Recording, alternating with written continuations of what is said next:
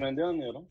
Ouais, presque, presque. Fait que les gars, on va pas non plus trop tarder. Donc, bienvenue à tout le monde. Bienvenue à ceux qui viennent de nous rejoindre, ceux qui étaient là déjà la semaine passée. Ben, vous connaissez un petit peu le concept. Ceux qui nous découvrent cette semaine, ben, le concept, vous allez le découvrir. Tout simplement, on est une petite bande de potes. Ensemble, tu sais, on s'était dit, OK, on allait, tu sais, pourquoi pas lancer un petit projet de podcast où tout simplement on discute ensemble de plein de sujets qui nous passionnent, qui nous intéressent de près ou de loin. Et juste pour vous dire, aujourd'hui, on va parler d'entrepreneuriat. Ok, puis on a un invité spécial, Vincent Le Beau Gosse, qui a une certaine expérience en termes d'entrepreneuriat, qui a monté des entreprises, enfin plusieurs, il me semble. Ouais, ou qui en a géré plusieurs. Et moi aussi, j'ai une petite expérience dans l'entrepreneuriat. Pareil, j'ai aussi monté dans ma petite expérience euh, deux entreprises. Et on a Arthur et Teddy aussi qui sont avec nous, qui eux aussi ont des projets, qui s'intéressent aussi à l'entrepreneuriat. Puis je pense c'est surtout maintenant c'est un sujet qui intéresse un peu tout le monde, donc c'est pour ça qu'on voulait en parler. Et donc on a notre invité avec son petit chat aujourd'hui qui va nous parler surtout de tout Mais ça. c'est un chat, le chat. Beau Puis petit euh, chat, là. puis c'est ça. Moi je voulais qu'on commence parce que c'est un truc qu'on n'avait pas fait la semaine dernière, mais on commence par se présenter, tu vois, parce que il y a J'avoue des la gens base, hein. la base, quoi. Il y a peut-être des gens dans le chat qui ne nous connaissent pas. Fait que, tu sais, commencer par ça, se présenter, qui on est, qu'est-ce qu'on a fait dans le passé, qu'est-ce qu'on compte faire plus tard. Fait qu'on va commencer avec Mr. Arturo. Rana la Polynésie, bonjour à tous les jeunes, installez-vous, je vous en prie. Donc, ma petite présentation, qu'est-ce que je dois dire sur moi, que j'ai actuellement 24 ans, futur entrepreneur, on m'appelle aussi l'Elon Musk du futur. non, non. Non, en vrai, ce que je peux dire sur, je sais pas ce que tu attends comme information de ma part. Ben man, Voir que- est-ce que t'es, est-ce que t'es aux études, t'es diplômé? Donc exactement, je suis actuellement diplômé d'un bac, donc d'une licence en Business Intelligence, et je poursuis mes études actuellement pour un micro-programme en analyse d'affaires. Ok, Donc pour bien sûr acquérir de l'expérience dans les prochaines années, puis lancer ma propre entreprise dans l'avenir. ok. Tu sais déjà dans quoi? J'ai plusieurs petites idées et après il faut voir laquelle on lance en premier, quoi. Mais plusieurs idées Ok. que je, Est-ce que que je ce sont maintiens. c'est des idées que tu aimerais faire ça à Montréal ou plus à Tahiti À comme Tahiti, projet? à Tahiti. Là, Oh, tous mes projets sont à Tahiti, genre, c'est pour ça. C'est Ok. ok, donc tu comptes rentrer bientôt à Tahiti? Ben, en tout cas, si je rentre pour habiter à Tahiti, c'est parce que j'ai trouvé le projet idéal à lancer là-bas. Ok. Ok. Mais Voilà. Nice. Donc un entrepreneur en devenir, excellent. Exactement. Puis t'es dit, à ton tour. ben, bonjour à tous, hein. Moi, je suis au Canada depuis 2014. Voilà. Je fais un bac en urbanisme et je viens de finir ma maîtrise en environnement, donc en décembre 2020. Et je suis activement à la recherche, de manière très active, d'un emploi. Donc, si jamais il y a des employeurs ou s'il y a la ville de Montréal dans le chat, manifestez-vous. Là, je laisse mon, là, je laisse mon petit CV en barre d'infos. Pour info, il fait des Et, très bons gâteaux, donc ça peut Il joue aider. bien au tennis aussi. Mon puis, ouais, partenaire de hop, tennis hop, depuis l'été. Ok. brièvement, c'est ça. Est-ce que tu aimerais rentrer à Tahiti bientôt ou c'est quoi tes projets? Comment est-ce que tu te vois d'ici les 5 prochaines années à Montréal? Moi, j'aimerais bien rester ici d'abord pour acquérir l'expérience. Puis, vu que j'ai fait mes études ici, je connais pas mal plus la réglementation d'ici, là, ben, comment ça se passe, tu vois. Alors qu'à Tahiti, je connais Ouais, c'est qu'il y a pas tant de choses. Là, ce, ça va être dur la transition, tu vois. ouais, il y a souvent ce gag-là de, tu sais, quand t'as diplômé ici, est-ce que ce que t'as appris ici, ça peut se transférer ailleurs? Puis souvent, on Ben, entend moi, je pense que tout oui, tu intéressant. vois, mais là, il faut que j'ai l'expérience d'abord, là, que j'ai un bagage suffisant pour que je puisse m'adapter, tu vois, si jamais je rentre. Ouais, je vois souvent comme ça. En tout cas, ouais. Ok. Est-ce que tu considères que tu as une zone de confort à Tahiti et que c'est pour cela que tu veux pas rentrer tout de suite ou Hum, pas forcément une zone de confort, mais plus que, bah, j'aimais bien rester ici aussi, parce que bon, la vie, elle est quand même cool ici aussi. ouais, J'aime c'est bien ça. ici. Surtout Ouais. l'hiver, hein. C'est quand il fait moins 30. J'avoue, genre, Parfait. la- Tu sors pas de chez toi, t'as froid. Sous Et ton- t'es en Et quand plus je passe la les journée. journées sur la couette, là, j'adore. Au moins, la connexion, elle est puissante. Ça, c'est top. C'est ça. Mais tant Ici, on a pis. du 500 mégabits par seconde. Et les Atleti 2. ah, deux, ça coûte 16 000 francs. Ici, Ok. 500 mégabits, ça coûte. C'est ça. C'est quoi en vrai les prix? Moi, je paye $80, je pense, pour un 500. Ici? Ouais, avec Bell, que je payais avant ça, ouais, à peu près. C'est Bah, vraiment pas Ouais, mais cher avant, hein, comparé à là, Tahiti. tu payais 120, non? Et 120 pour 60 mégabits, non? Ah oui, c'est vrai que j'étais avec ma soeur, donc je payais. Ouais, c'était divisé par deux. En tout C'est cas, vrai. ce qui est sûr, c'est qu'Atleti, tu payes plus cher pour moins de connexion. Ça, c'est clair et net. Oui, ouais. Bah, moi, je vais me présenter aussi. On va laisser Vincent se présenter en dernier. Moi, c'est Manouari Gouronek. Ça va faire 7 ans que je suis à Montréal. Holy shit, ça fait bientôt. Et là, ça rajeunit pas ça. Oh, fuck. 7 ans. Je suis diplômé de HEC Montréal en spécialisation entrepreneuriat. Où justement, c'est là que j'ai commencé à découvrir un petit peu l'entrepreneuriat. Ça m'intéressait déjà un peu avant, mais ce qui était cool, c'est que dans l'aspect, un de nos devoirs, notre devoir, en fait, c'était de créer une entreprise. Et du coup, je l'ai fait. J'ai monté ma première entreprise, c'était Maohi Fit. Et en gros, mon concept, c'était, comme j'étais passionné par la muscu, c'est genre mon seul loisir limite que j'avais à Montréal. Je me suis dit, ok, ben, je voulais faire. Attends, j'enlève la chaîne. Ah, là, là. Je m'étais dit, ok, bah, tu sais, donner la possibilité aux personnes actives qui ont des objectifs sportifs, qui font du sport et tout, de pouvoir, genre, concevoir des repas à partir de rien. Tu sais, parce que le plus dur dans la muscu, c'est pas forcément faire la muscu, c'est plus l'alimentation. Et je m'étais dit, ok, ben, tu donnes la possibilité d'avoir, tu sais, limite une assiette vide où tu peux, genre, composer toi-même ton repas comme si c'était toi qui le cuisinais. Tu sais, tu choisis tes féculents, tu choisis les protéines que tu veux mettre, tu choisis l'assaisonnement, tu choisis comment c'est cuit, mais tout ça tu sais, en surveillant bien l'apport nutritionnel. Fait que ça n'existait pas encore à l'époque. Je me suis dit, ok, c'est ça mon projet. Ça avait l'air cool et tout, mais au final, ce que j'ai fait, c'était vraiment une roulotte. Genre, concrètement, j'ai tenu une roulotte. Genre, je faisais mes plats chez moi dans ma cuisine et je vendais aux collègues. Mais Je savais pas, man, que tu faisais ça. ben, j'avais fait ça pendant allez, quoi, 7 mois peut-être. Mais parce que et c'est là où je me suis rendu compte, shit man, quand t'as une idée d'une entreprise, tu sais, ça peut être top dans ta tête, mais concrètement, tu vas comprendre que pour arriver à cette idée-là, tu es obligé de passer par des étapes d'abord qui sont pas forcément sexy, tu vois. Surtout si t'as pas de cash, tu vois. Parce que moi, à aucun moment, je m'étais dit, ok, j'allais faire genre, tu sais, une quinzaine de repas par semaine en plus, tu vois, que j'allais devoir vendre, tu vois. Mais tu vois, ça m'a appris beaucoup de choses, puis finalement, presque avant la fin de l'année en SP, juste quelques mois avant de faire tu sais, l'exposé final, genre où tu présentes ton entreprise, puis qu'est-ce que tu as fait pendant un an, j'ai complètement changé d'entreprise. Ma copine de l'époque, elle travaillait dans une épicerie, puis elle voyait plein de gens acheter de la vanille, tu vois, mais de Madagascar, qui est toute petite, qui est genre pas très bonne qualité, puis qui coûte super cher. Donc elle m'en avait parlé, et puis moi je dis, ben man, nous à Tahiti, on a la meilleure vanille du monde, tu vois, et puis je connais des gens qui sont producteurs de vanille. Donc je m'étais dit, ben, il y a peut-être quelque chose à faire, quoi. Donc là, j'ai commencé à prendre contact avec des producteurs que mon père connaissait, puis que je connaissais aussi. Et j'ai acheté de la vanille avec eux, que je revendais ici, à Montréal, auprès de pâtissiers, de restaurateurs et d'épiceries aussi. Et j'ai fait ça pendant un an. Et bah, en même temps que les études, donc je l'ai pas fait à temps plein, mais ça a été carrément game changer pour moi. J'ai appris tellement de trucs sur l'entrepreneuriat. Et j'ai fait tellement d'erreurs aussi, surtout au début là. Et là, donc c'est pour ça aussi que je voulais en parler, c'est que s'il y en a qui sont intéressés par l'entrepreneuriat, ben, tu sais, si on peut genre partager notre expérience pour que ça vous évite à ceux qui sont dans le chat ou qui nous écoutent, de faire les mêmes erreurs ou peut-être tu sais, vous ajuster un petit peu plus, ça peut être, c'est que du positif quoi. Donc ça, Vanilline, je l'ai fait pendant un an, j'ai réussi à avoir c'est 15 000 dollars de chiffre d'affaires à peu près. Bon, le profit, on va pas trop en parler.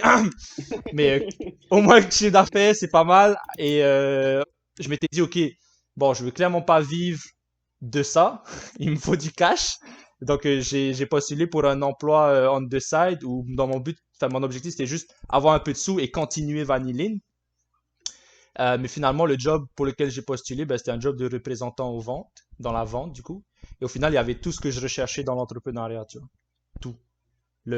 T'apprends la vente, on te donne l'opportunité de te développer en tant qu'entrepreneur, en tant que leader, t'apprends à parler, t'apprends à gérer une équipe.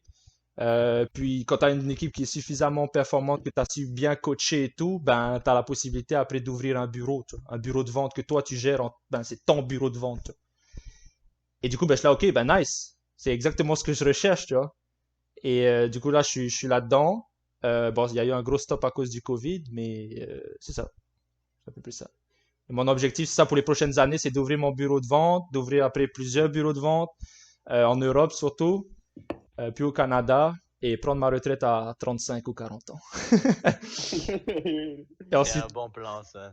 et ensuite rentrer à Tahiti et avec tout le cash que j'aurais généré, ben, faire des projets qui me tiennent vraiment à cœur, mais pour lesquels il faut du cash, quoi. Donc, c'est ça. Puis on va parler aussi de tout ça, là. Je vais te laisser, Vincent, te présenter. Ouais. Ben, moi, c'est Vincent Nollet, alias No Milk, pour ceux qui me connaissent sur les réseaux sociaux. Ça va faire, putain, ça passe vraiment très vite, mais ça fait déjà 8 ans que je suis à Montréal, au Canada. Je suis arrivé ici juste après mon BTS, commerce international à la CCISM. Donc, après ces 2 ans, je ne savais pas quoi faire de ma vie. Je ne savais pas s'il fallait que j'aille en France, dans une école de commerce, s'il fallait que je reste à Tahiti et je commence à postuler à droite à gauche, ou que je commence à aller ailleurs qu'en France. Donc, je me suis dit, bah, pourquoi pas Montréal? C'était un peu la tendance à ce moment-là. Donc, je suis venu ici, j'ai fait un baccalauréat en administration des affaires, donc avec une concentration en ressources humaines.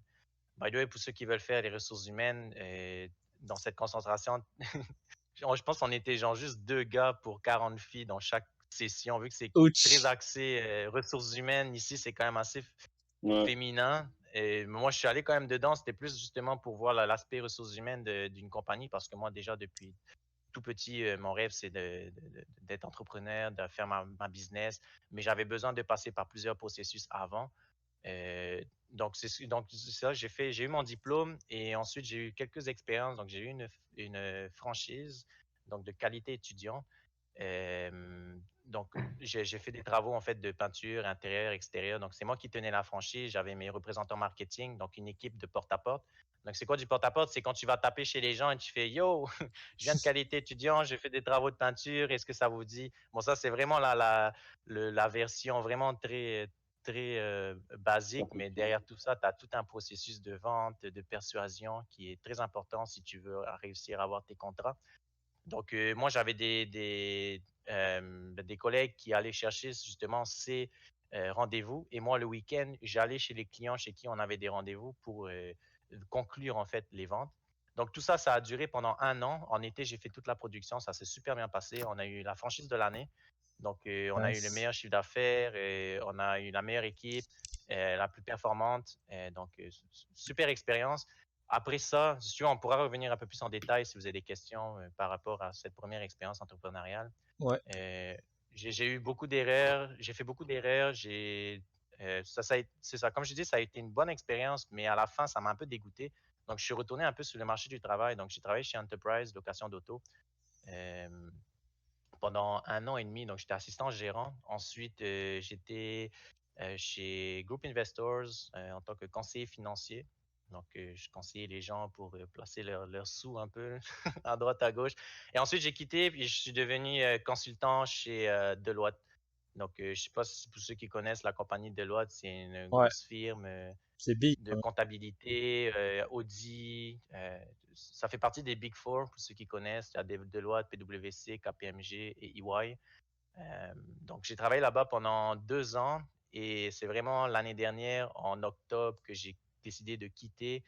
J'ai tout quitté en fait et là, je suis en train de bâtir mon projet. Je suis en phase de lancement de ma business. Donc, c'est un peu le trajet que j'ai eu. Tout ça, ça s'est fait en 8 ans, là. Donc, Oh, Nice. mais voilà votre pour CV, ma petite il est présentation. insane, les gars. Vous avez fait des Faut choses. pas que ça chôme. Pas Quoi? dormir, mais tu parles de CV, mais en vrai, man, moi je trouve, surtout quand t'es jeune, si t'as si tu peux mettre dans ton CV une expérience entrepreneuriale, ça vaut tellement plus qu'un diplôme. Bon, après ça, c'est mon avis, tu vois, mais genre, je trouve, man, le fait, si dans ton CV, tu peux expliquer ce genre de choses que, ok, ben, à un moment donné, j'ai voulu monter un truc de moi-même, puis même si que ça fonctionne ou que ça fonctionne pas, t'en fous, man. Tant que t'as essayé, tu fais déjà ce que Ouais. 90% des gens ne font pas, tu vois. Mais après, c'est ça. C'est, faut, faut le vouloir. Mais du coup, j'ai une question pour toi, Vincent. Puis juste pour dire, pour clarifier les choses, là, on fait un podcast, on parlait d'entrepreneuriat, puis comme vous pouvez voir, on est quand même jeunes, donc à aucun moment on se considère comme des experts en entrepreneuriat. Tu sais. On n'est Loin pas, de là. genre, on met Elon Musk dans le titre, mais les gars, voilà quoi. On, on, on comprend, c'est juste que, ben, tu sais, on veut juste partager nos expériences, nos opinions, puis même si vous n'êtes pas d'accord avec ce qu'on dit, c'est totalement normal, puis même tant mieux, tu vois, limite, si vous n'êtes pas d'accord avec ce qu'on dit, dites-nous pourquoi dans le chat, comme ça, nous, on peut partager et discuter ensemble. Fait que, nous, Ouais. on a des petites questions, évidemment, puis, sentez-vous libre de les poser à tout moment que vous voulez. La seule règle qu'on va essayer de respecter entre nous, c'est pas de se couper la parole, genre ou même Ouais. d'essayer de savoir qui a raison ou qui a tort, puisqu'on sait très bien que j'ai raison et vous avez tort. Non, je blague. Mais du coup, j'ai des questions. La première question, c'est t'as parlé de ton entreprise, Vincent, est-ce que tu es en train de monter maintenant? Est-ce que tu peux nous en parler un petit peu plus? Et oui, donc c'est un projet sur lequel je travaille depuis plus d'1 an. Comme vous avez pu le deviner, j'ai pas quitté dès que j'ai eu l'idée.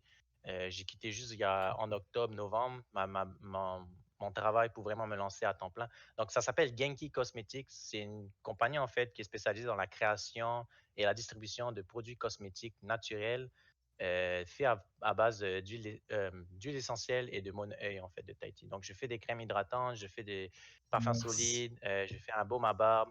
Donc, je fais vraiment un peu de tout, mais je suis vraiment axé sur le respect de l'environnement et sur l'aspect naturel des produits cosmétiques parce que aujourd'hui, il y a un gros problème, c'est que un tiers des ingrédients qui sont présents dans nos produits cosmétiques contiennent des produits toxiques qui peuvent être cancérigènes, qui attaquent la peau. Et le problème avec les cosmétiques versus ce que tu bouffes, moi, je suis le premier à bouffer de la merde en commençant avec McDo ou bien KFC ici. C'est qu'on a le foie, on a des organes qui sont là pour traiter en fait ces aliments. Alors que les produits cosmétiques, quand tu les mets sur ta peau, ça absorbe directement par ton corps. Donc, ton corps, il prend 100% de ce que tu appliques sur sa peau versus de la bouffe ou quoi que ce soit. On en parle un peu moins, même si ça a déjà des effets néfastes, comme on peut le voir. Donc, vous pouvez voir que les produits cosmétiques, ça peut avoir des effets encore plus néfastes à la longue, en fait. C'est juste que les compagnies, elles sont tellement immenses, puis elles sont tellement puissantes que tu peux pas leur dire, ben non, ton produit il est mauvais pour la santé, donc je vais arrêter d'en consommer. Ils vont toujours être là pour dire c'est le meilleur, c'est le meilleur, c'est le meilleur. Et moi, maintenant qui me suis lancé en fait dans ce créneau-là, je vois à quel point tous les ingrédients qui sont présents sur les produits, c'est dégueulasse, c'est affreux. Tu te mets du pétrole, tu te mets toutes ces conneries sur ta peau, puis les gens, ils le voient pas. Et tu payes 150 $, 200 $ pour ta crème. Je vois pas l'intérêt. Ça te coûte 2-3 $ à produire. Vu que c'est des conneries. C'est vrai, Donc, toi? moi, j'ai vraiment voulu changer ça. Ouais, j'ai vraiment voulu changer cet aspect. Je sais que c'est une très grosse tendance en ce moment. euh, mais je voulais faire quelque chose de différent et il n'y a personne en fait au Canada qui fait des produits cosmétiques à partir d'huile de Moneuil de Tahiti. Il faut Ouais. savoir que bon, ben, vous connaissez tous le Moneuil, hein, ça a énormément de vertus, que ce soit pour les cheveux ou ta peau. J'ai vraiment envie de mettre. Ben, en fait, je l'ai fait. Je mets tous ces ingrédients dans mes crèmes. Et sinon, tout le reste, c'est que du naturel. Il n'y a même pas d'eau pour diluer. Il n'y a même pas d'alcool. Et donc, tous les produits toxiques, j'en utilise aucun. Donc là, j'ai une certification bio qui arrive. Donc, pour vraiment prouver euh, scientifiquement que mon produit, il est pas en danger. Même si moi-même, je le sais parce que je sais tous les ingrédients que j'utilise pour le fabriquer. Ok. Est-ce que c'est toi qui confectionne les produits? Ouais. Donc là, c'est moi qui les confectionne. Donc, c'est fait à la main de façon artisanale. J'ai beaucoup travaillé sur les processus, beaucoup travaillé sur les recettes. J'ai fait énormément d'erreurs. J'ai dépensé beaucoup d'argent dans ça. c'est ça aussi, on parle d'entrepreneuriat, mais être un entrepreneur, c'est prendre des risques, que ce soit financier ou dans n'importe quelle sphère. Mais généralement, le premier risque qui arrive, c'est ça, c'est les risques financiers. Donc, tu dépenses pour jeter ton produit à la poubelle. C'est legit ça, ce que tu fais Ouais. quand ça ne fonctionne pas comme tu veux. Mais au moment où est-ce que tu trouves le bon produit, la bonne recette, ben, c'est là que tu es content et que tu commences à avoir un retour sur tes investissements, là. Ok. Donc, oui, je produis pour l'instant, mais idéalement, j'aimerais le faire dans un labo quand j'aurai assez de cash, encore une fois, pour pouvoir me payer ça. C'est ça que j'allais dire, man. C'est que Ouais. comment t'as eu tout ce savoir-faire de genre confection? Parce que moi, je vois une crème, je me dis, ok, ça doit être carrément compliqué. Genre, faut être ingénieur en chimie pour tu sais, créer une crème. Comment t'as fait pour savoir tout ça, toi? Non, c'est souvent ce qu'on me dit, ah, t'es chimiste, t'as fait des études à Poly ou je sais pas où, mais non, Ah pas ouais? du tout, les gars. Et c'est comme tout, hein, il faut faire des recherches. Il faut savoir qu'aujourd'hui, le numérique est tellement axé sur tous nos aspects de vie que tu peux avoir de la formation n'importe où. Même sur ton téléphone, tu peux check sur ton téléphone, si tu fais les bonnes recherches et tu mets le temps qu'il faut et tu mets la motivation qu'il faut, tu vas être capable de fabriquer les mêmes produits que moi, hein. J'ai Ouais. pas de recette miracle, j'ai pas payé une formation à 5, 10, 15, 20 000 dollars et puis pendant 2 ans, j'étais aux études juste pour savoir le faire. Non, j'ai juste mis ma motivation, j'ai utilisé mon bon sens pour faire des bonnes recherches aux bons endroits, j'ai marqué les bonnes idées au bon moment et tout ça, ça te fait un cocktail à la fin et tu es capable de retirer quelque chose avec. Je pense qu'il faut arrêter de, je sais pas pour vous, là, mais faire des formations en ligne puis payer cher pour ça. Je pense qu'il y a des moments où est-ce que oui, tu peux le faire si tu vois que le prix n'est pas trop dispendieux.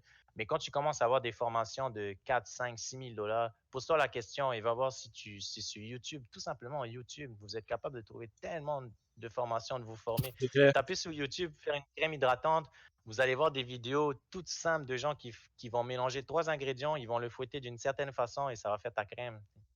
C'est, Les gars. je dis pas que c'est aussi facile que ça pour faire ce que je fais parce qu'il y a beaucoup plus d'ingrédients et il faut faire attention au pourcentage, il faut faire attention aux doses.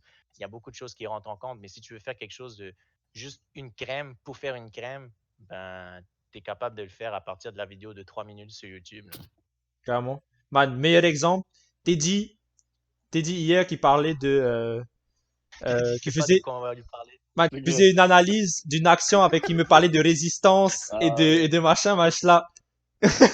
Alors que t'as étudié en environnement, mais pourtant ça y est, maintenant c'est un boss en trading qui connaît des notions que t'apprends normalement à l'école, tu vois. Non, mais c'est ça, sur YouTube, man, tu trouves de tout et genre de rien, tu vois. Là, tu peux apprendre gratuitement dessus, sur n'importe quel sujet. C'est ouf. Carrément. Moi, j'aurais une Bah, petite comme. question pour. Ouais, vas-y. Excuse-moi. Non, vas-y, je te laisse terminer. Vas-y. Bah, j'avais une petite question pour Vincent, justement, voilà, vu qu'on dit qu'on peut tout apprendre aussi sur Internet, il y a beaucoup d'infos et tout. Est-ce que tu penses que sans ton diplôme universitaire, tu te serais lancé dans ton projet? Est-ce que genre, ton diplôme t'a Euh, permis d'avoir toutes les connaissances nécessaires pour te lancer seul?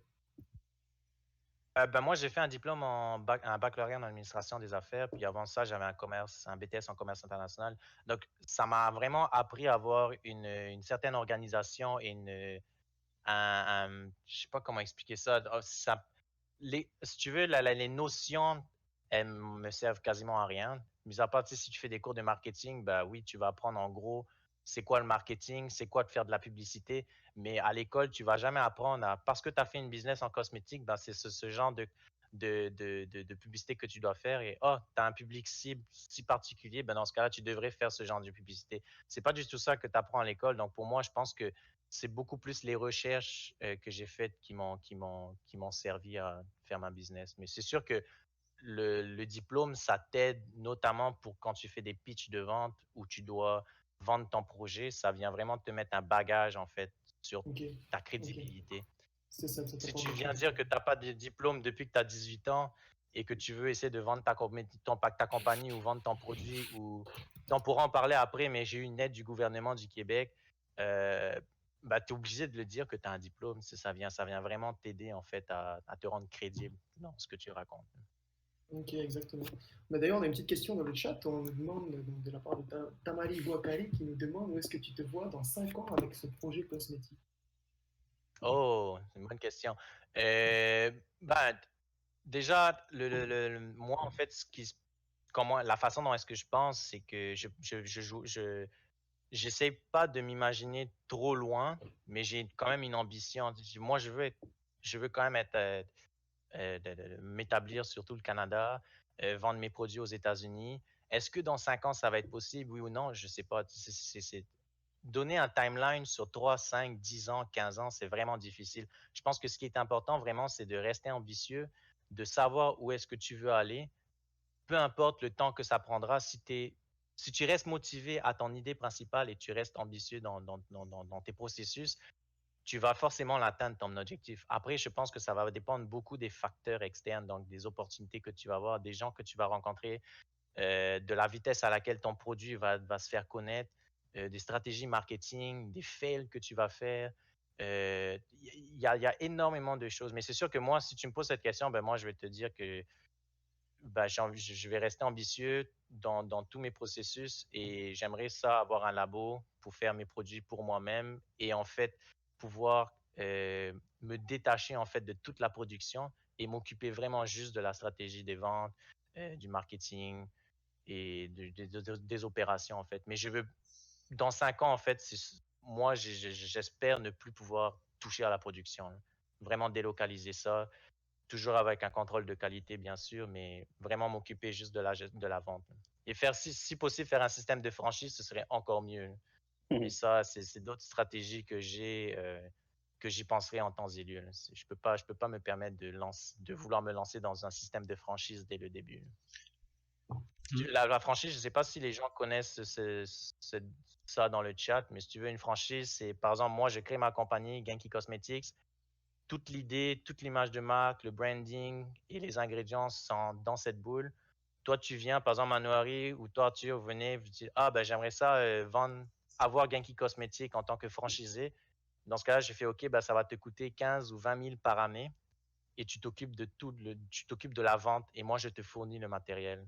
C'est vraiment ce système. Donc, si moi, je peux avoir juste des gens qui viennent à droite, à gauche, qui veulent mon branding, qui veulent mon idée, qui me payent par année, peu importe le chiffre d'affaires qu'ils font, eux, ils se débrouillent avec les ventes et moi, je m'occupe toujours de la qualité de mes produits, ce serait parfait. Exact. Comme McDo, quoi. Comme McDo, comme Subway, comme plein de grosses Exactement. compagnies. Tu peux être Voilà. propriétaire. Genre, tu peux être un entrepreneur, mais t'es pas forcément obligé de développer toi-même ton entreprise à partir de rien. Tu sais, tu peux acheter une entreprise déjà existante, une franchise, puis tu la gères toi-même tout seul comme un entrepreneur. Tu dois suivre des règles, ça c'est sûr. Des règles imposées par McDo si tu achètes un McDonald's. Mais, Ça coûte 1,5 million ouais, Ah ouais? ouvrir une franchise. ouais. Ouais, 1,5 De million. McDo? Subway, c'est Mais la après, franchise qui coûte le moins cher. Mais après, tu sais, c'est encore une fois, tu évalues risque, opportunité. Tu sais, si tu achètes, est-ce que tu vas pouvoir rentabiliser? Tu vois. mais genre, est-ce qu'à chaque année, genre, tu dois donner un certain pourcentage de ton chiffre d'affaires à la à la Ouais, compagnie à la mère, maison genre? mère. Ben, c'est un peu mon principe avec qualité étudiant. Quand je vous ai parlé que j'avais une expérience de franchise, de franchisé, c'est exactement ça en fait. Donc moi, j'avais la compagnie mère qui était qualité étudiant résidentiel. Donc ils faisaient énormément de choses, de la peinture intérieure-extérieure, ils faisaient de la tonte de gazon, aménagement paysager, ils faisaient des lavages de vitres, puis ils faisaient des systèmes de sécurité dans les maisons. Mais en fait, toi, tu arrives, tu fais, ben écoute, je pense qualité étudiant, ça m'a coûté 17 000 pour l'année, 17 000 dollars. Et ensuite, c'est ça, ils me donnaient tout. Que ce soit le branding, les panneaux, les pitchs de vente, leur base de données des anciens clients qui n'ont pas eu des travaux. Tout ça, ils te le donnent et c'est vraiment toi qui te démerdes à trouver des gens pour travailler pour toi, en fait. Et toi, tu restes derrière, tu gères tout à droite, à gauche. Et c'est vraiment l'expérience que j'ai eue. Et qualité étudiant, ils s'en foutent, là. Pourvu que toi, tu les payes, toi, tu fais tes ventes, et s'il y a des problèmes et que ça va loin, dans ce cas-là, c'est eux qui vont s'en occuper, mais les problèmes de base, c'est moi qui m'en occupe directement avec mes clients, hein. Ouais. C'est genre, Ok, c'est tu, une bonne expérience, hein. tu es responsable en gros de la compagnie que tu achètes, genre. Que tu achètes pour ensuite générer Ça. des profits. Ok, ça c'est Exact. nice. Puis, ouais, je me souviens juste pour la petite anecdote. Ouais, j'ai travaillé, mon premier job au Canada, c'était avec Vincent. J'ai travaillé dans son équipe. Ouais, Avec comment équipe c'est de Tapu? vendeurs, ça. Avec Tapu. Oui. On était. Ah Non, oui, ta poule. non, on faisait pas la vente, on était les Seira qui allaient sur le terrain pour aller. Ah, toi, t'avais fait la peinture à Ouais, l'aise. man, pour aller enlever Le- la rouille sur les escaliers, peindre les clôtures. Grinder. Après, t'as Vincent qui arrive. Vincent qui arrive dans sa bande. Les bros, ça se passe bien. Oui. Moi, je suis là, eh, ok, ok, c'est ça, alors. J'ai vite compris, ok, s'il faut choisir dans quel côté tu veux être, moi, je préfère être celui qui vient en bande, c'est qui demande comment ça va, quoi. Hein. c'est Et sûr. moi, je me réveillais le matin, je checkais ma fiche, je regardais toutes les adresses où est-ce qu'il y avait mes équipes. Et moi, je fais, bon, ben, ma journée, c'est de passer 10 minutes voir chaque équipe. Et après, généralement, vers midi, 1 heure de l'après-midi, il fait super chaud en été. Donc, à midi, j'allais bouffer et je m'arrêtais pour aller acheter du jus ou bien des barres de chocolat. Et ce que je faisais, ben, c'est ça. J'emmenais les barres de chocolat et le jus pour mes équipes en après-midi. Et Hmm. ensuite, plus l'été passait, plus les travaux étaient terminés. Et ce qui s'ajoutait à ma liste, c'était d'aller récupérer les chèques. Mais je faisais plus rien. C'est ça qui est bien, tu sais, quand tu as Man, vraiment tout setup au début, bah, tu peux te permettre de vraiment déléguer. Tu travailles très fort au début quand personne ne travaille, mais après, c'est toi qui te reposes quand tout le monde travaille pour toi. carrément, man. C'est ça que tu veux, genre, quand t'es entrepreneur, là.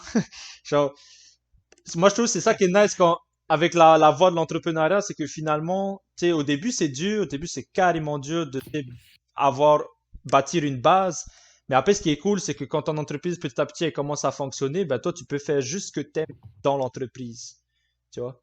Et ça, y a pas du monde, on se rend pas compte, mais genre, par exemple, dans mon entreprise de vente, tu vois, la plupart, ben, genre, par exemple, mon gérant, puis moi, c'est pareil, je déteste la comptabilité, tu vois. Je déteste tout ce qui est chiffre, je déteste faire des calculs. Moi, ce que j'aime bien, c'est le relationnel, c'est la vente. Moi, c'est ça que j'aime bien, parler aux gars, faire des meetings. Mais quand tu es entrepreneur, tu es obligé de savoir un peu tout faire. Puis à un moment donné, pendant que tu es en train de grind, tu es obligé de faire de la comptabilité. Mais à partir d'un moment où tu deviens assez big, ben, enfin, tu t'embauches un comptable, tu vois. T'embauches un comptable qui va faire ce que toi t'aimes pas. T'achètes un CIA qui va faire la comptabilité, c'est ça. Euh, T'achètes, tu l'enchaînes dans ton bureau, puis il fait seulement, tu lui envoies des piles de trucs. Mais tu vois, c'est ça qui est nice. Du coup, toi, après, tu focuses juste sur ce que t'aimes faire, quoi. Hein. Et ça, c'est carrément cool. Alors que, man, quand t'es salarié, t'as pas le choix. Voilà ton job, tu l'aimes pas, t'en bats les couilles, tu le fais. Et, mais je sais pas si vous avez des questions, les bros. Sinon, moi, j'en ai une pour Vincent. Vas-y, vas-y. C'est Vas-y, vas-y. comment. Parce que souvent, tu sais, on parle d'entrepreneuriat, on parle d'entreprise. Souvent, ça part d'une idée. Puis toi, l'idée que t'as eue. Enfin, comment l'idée t'est venue pour Genki? Oh, ok, je vais m'installer parce que ça va être un peu lent, je pense, si je dois tout raconter. Euh, déjà, moi, j'ai fait beaucoup de plans d'affaires en fait avant, donc j'ai eu beaucoup d'idées de business à Montréal. Et puis finalement, l'année dernière, en fait, je voyageais tout le temps à Toronto et à Ottawa avec le travail à Deloitte. Et c'était toutes les semaines.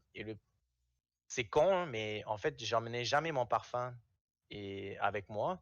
Et plein de fois, je me disais, putain, il faudrait que je trouve un moyen d'apporter mon parfum quand je voyage, parce que c'est carrément chiant. Je peux pas emmener ma grosse fiole et dans la valise, ça passe pas tout le temps. Et donc, à force d'y penser, j'ai fait beaucoup de recherches sur Internet et je suis tombé sur un parfum solide. Donc ensuite, je me suis dit, ah, ça peut être intéressant. Ensuite, j'ai regardé encore plus. Je me suis dit, ah, pourquoi pas faire un parfum solide avec que des ingrédients naturels? Donc là, je me suis dit, OK, pourquoi pas. Donc après, là, je suis vraiment rentré dans le créneau des cosmétiques et des produits de soins, des produits de beauté. Et c'est là, en fait, que j'ai tilté. Je fais, putain, mais je pourrais pas. Au fait, à la base, je voulais juste faire des parfums solides, me spécialiser dedans. Et au final, je me suis dit, ah, il y avait quand même un manque dans les crèmes hydratantes, les baumes à barbe, il n'y en a pas. Euh, tout ça, ben, tout ça avec des ingrédients naturels et du Moneuil de Tahiti. Donc, j'ai commencé à faire des recherches aussi. Est-ce qu'il y avait des produits avec du Moneuil ici, à droite, à gauche? Non, toujours pas. Les gens, pourtant, ils connaissent ça de nom. Ils voient que ils savent que c'est de Tahiti. Ça les fait tout de suite rêver. Ça les fait voyager. Et je me dis, putain, je pourrais faire un produit qui les fait voyager sans avoir vraiment à se déplacer à Tahiti, à retrouver un peu les odeurs exotiques. Et c'est comme ça, en fait, que l'idée est venue. Donc, c'est vraiment parti de mes voyages, en fait, avec Deloitte. Et petit à petit, ben, c'est comme je vous disais, tu vas faire des formations à droite, à gauche. En fait, petit à petit, tu commences à avoir une base de données d'informations. Et ensuite, tu vas juste dedans et tu pioches ce qui te correspond. Et là, tu fais ce que toi tu veux. Et ensuite, à partir de ce bagage principal-là, ben, tu focuses tes recherches dessus. Et c'est comme ça, après, tu fonces, quoi. Ouais. Mais j'ai Mais eu beaucoup de mal au début à me dire, est-ce que c'est une bonne idée? Putain, c'est le quatrième plan d'affaires que je fais, ça me prend carrément du temps. Est-ce que j'ai envie de faire vraiment ça? Et donc, après, c'est plein de questions qui viennent. ouais, c'est ça, mais là, moi, je voulais là, te genre, demander, genre, est-ce que tu n'as pas eu peur de te lancer, sachant que tu avais déjà le job à Deloitte, que tu avais un salaire stable, genre, quand tu as fait les pour et les contre, tu t'es pas dit, enfin, là, tu n'as pas eu trop peur de te lancer dans le projet, là? Ben, si, honnêtement, j'ai eu peur, mais c'est une peur qui doit être positive. Genre, je pense qu'il faut que tu restes très positif quand tu prends ce genre de décision.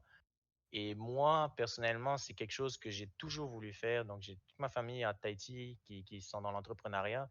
Donc, j'ai grandi en fait dans ce monde-là, j'ai grandi dans ce mindset et je savais que ce n'était qu'une question de temps avant que je lance ma compagnie. Mais quand, ben, je ne savais pas. Et le problème, c'est que je revenais toujours à la même chose. Ah, c'est bon, fiou, ça va venir un jour.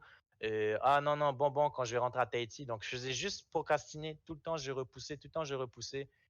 Et je pense qu'il y a un moment donné où tu te dis stop, let's go, je vais me lancer. Oui, j'avais un bon salaire à Deloitte, ça se passait super bien, je vivais bien, mais je fais aussi très attention à mes dépenses et je ne suis pas un gars qui va dépenser tout et n'importe comment. Je place mon argent, j'investis mon argent, je le mets dans des comptes d'épargne et justement, en fait, ça me sert pour ça, pour ce genre. Donc, moi, ça fait très longtemps que je prépare mon projet d'entrepreneuriat, pas juste parce que j'ai trouvé l'idée, je travaille sur l'idée, non, parce que je me prépare déjà une réserve pour justement s'il y a un pépin ou si je veux pas être bloqué par une idée parce que j'ai pas de cash. Je veux avoir mon cash de côté.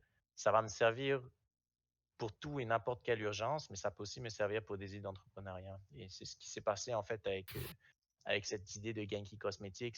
C'était des produits naturels et les produits purs. Ce qui se passe, c'est que quand tu les dilues pas, ben, tu en mets beaucoup plus. Ça te coûte très cher. Et donc, c'est sûr que moi, j'ai dépensé beaucoup d'argent dedans. Mais je sais que si j'avais pas eu mes réserves, j'aurais été très limité. C'est possible de commencer une business avec 500 $. C'est Mm. pas, Mais il en y a plus un de ça, chemin pour tout. Donc, vas-y. ouais, mais en plus de ça, là, tu as fait certaines démarches pour avoir du financement auprès du genre Ouais, c'est ça, gouvernement, c'est exact. ça?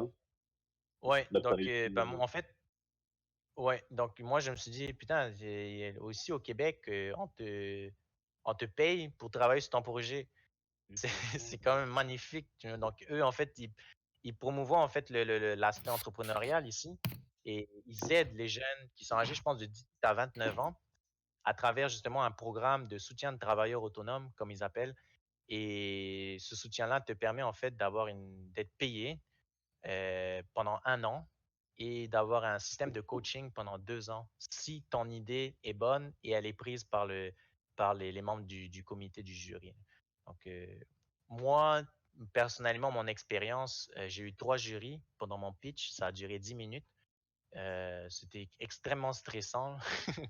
Et genre, sur les 3, il y en avait juste 2 qui ont approuvé mon projet. Le troisième, il ne voulait pas trop parce que les cosmétiques, c'est un domaine qui est extrêmement compétitif. Ouais. Il y a énormément de gens qui sont là-dedans. Mais pourquoi il y a énormément de gens et pourquoi c'est extrêmement compétitif? Parce que c'est un marché qui est évalué à 10 milliards de dollars d'ici 2025. C'est un marché qui va être immense, donc tout le monde se lance dedans. Mais ce que j'expliquais au jury, c'est que tu sais, c'est pas forcément la qualité, la quantité des gens qui sont sur le marché, mais c'est la qualité. Et je pense qu'avec mon produit de qualité et mon élément de différenciation par rapport à tous les autres, qui est le monnaie de Tahiti, je serais capable de me différencier de ma concurrence. Et le fait que je sois sur la tangente euh, du respect de l'environnement, ça va venir mettre une touche un peu sur tout ce qui se passe. Parce qu'il faut commencer à faire attention à la planète. Hein? C'est vrai. Et Parce que ça, si on continue comme ça, on va pas crever de vieillesse, on va crever de catastrophes naturelles. On n'aura plus de terre. On va- C'est ça. c'est Ouais, clair. c'est vrai, Mais c'est ça naturel. sera sûrement un sujet d'un prochain podcast. Mais d'ailleurs, les gars, Ah oui. Permettez-moi déjà de vous dire que nous sommes une vingtaine, 23 même sur le live. 23, Donc, Oh my merveilleux. bienvenue à tous ceux qui 23. nous rejoignent, je vous en prie. Installez-vous. Maroru Tom Cruise, beau Welcome. podcast, ça fait plaisir. On a une petite question d'ailleurs pour nous quatre, les gars. Ah ouais. Donc, juste Ouais, pour ceux qui comme nous moi. rejoignent, on parle actuellement d'entrepreneuriat avec notre cher Vincent Nollet qui a tout récemment lancé sa propre entreprise. Donc, félicitations à lui. Puis, une petite question à nous quatre. Donc, de Tamari Huakari, bien sûr, bien évidemment, notre questionnaire, notre intervieweur en chef. Le seul et l'unique. Avoir ce mindset d'entrepreneur, est-ce que c'est inné chez une personne ou ça se développe? Ah, Ah, très bonne et question. envoyez le lien.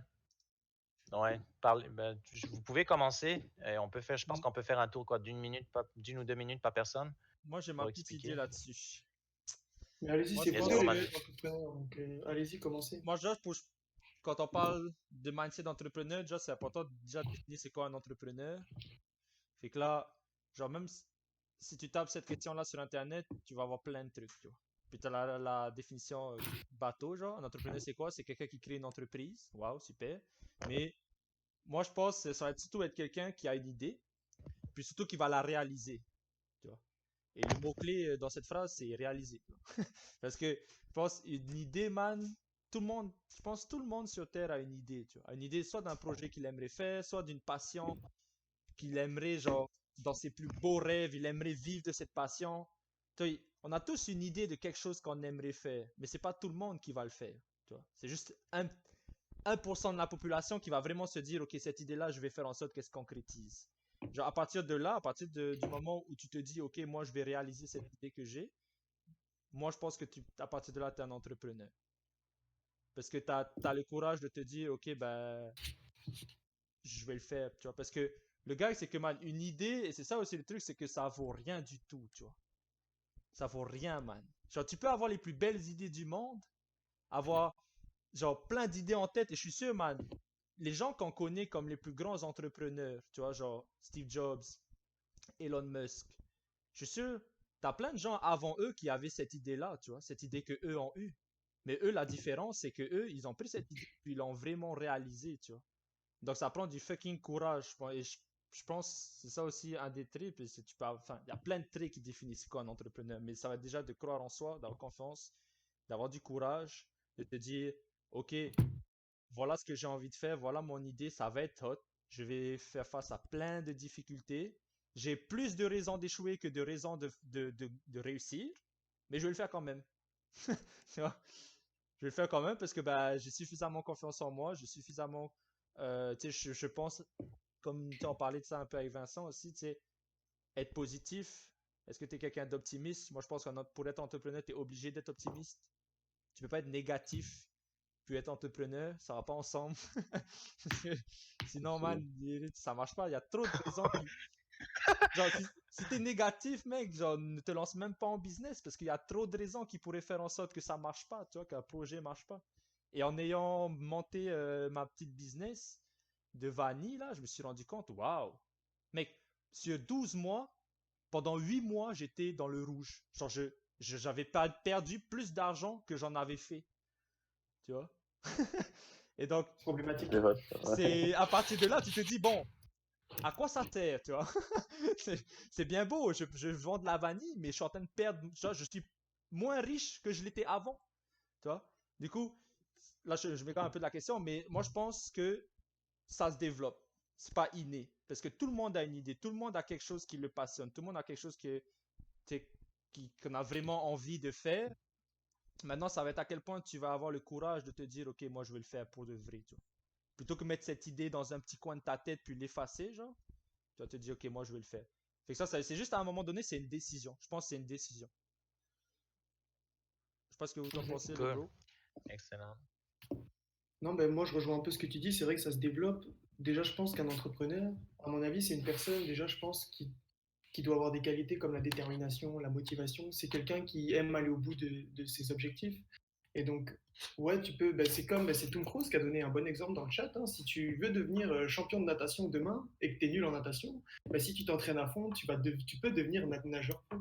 Donc, c'est ta détermination qui va faire que oui, tu pourrais devenir un bon entrepreneur et te développer en tant qu'entrepreneur. Ouais. Voilà, je vois ça comme ça. Carrément. Il y a Voilà, il y a Je plein de pense questions. qu'on peut, je pense qu'on peut partager dans le chat le questionnaire qu'on a préparé, qu'on a trouvé sur Internet. On a trouvé un questionnaire pour justement voir si vous êtes prêt ou pas à devenir un entrepreneur. Et je pense que ça pourrait intéresser certains des membres qui sont sur le chat à y répondre. Ça va pas vous prendre énormément de temps. Vous pouvez le faire à Combien, la c'est fin ça? du. Ouais, c'est bon. C'est de la BDC, hein, Banque de Canada. Ouais.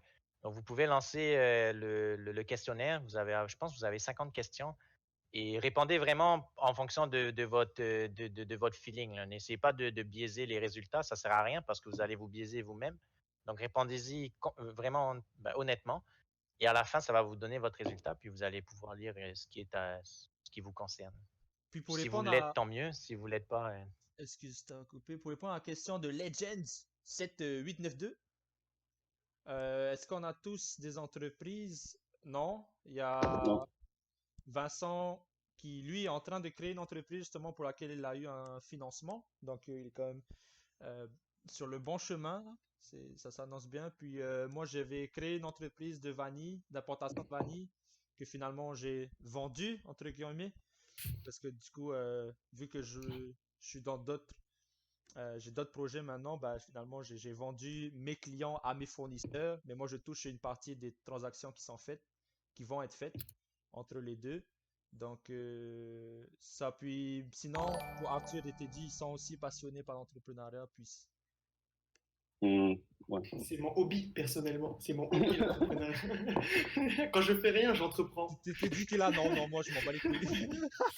Non, pas Moi, je moi. suis pas trop un entrepreneur, moi. Man, Mais d'ailleurs, oui, vas-y. ouais, non, vas-y, Arthur. Bah, on avait une petite question dans le chat qu'on a loupé de stylé, justement. Est-ce que il y a un entrepreneur qui vous a inspiré? Ouais, tellement, man, il y en a tellement.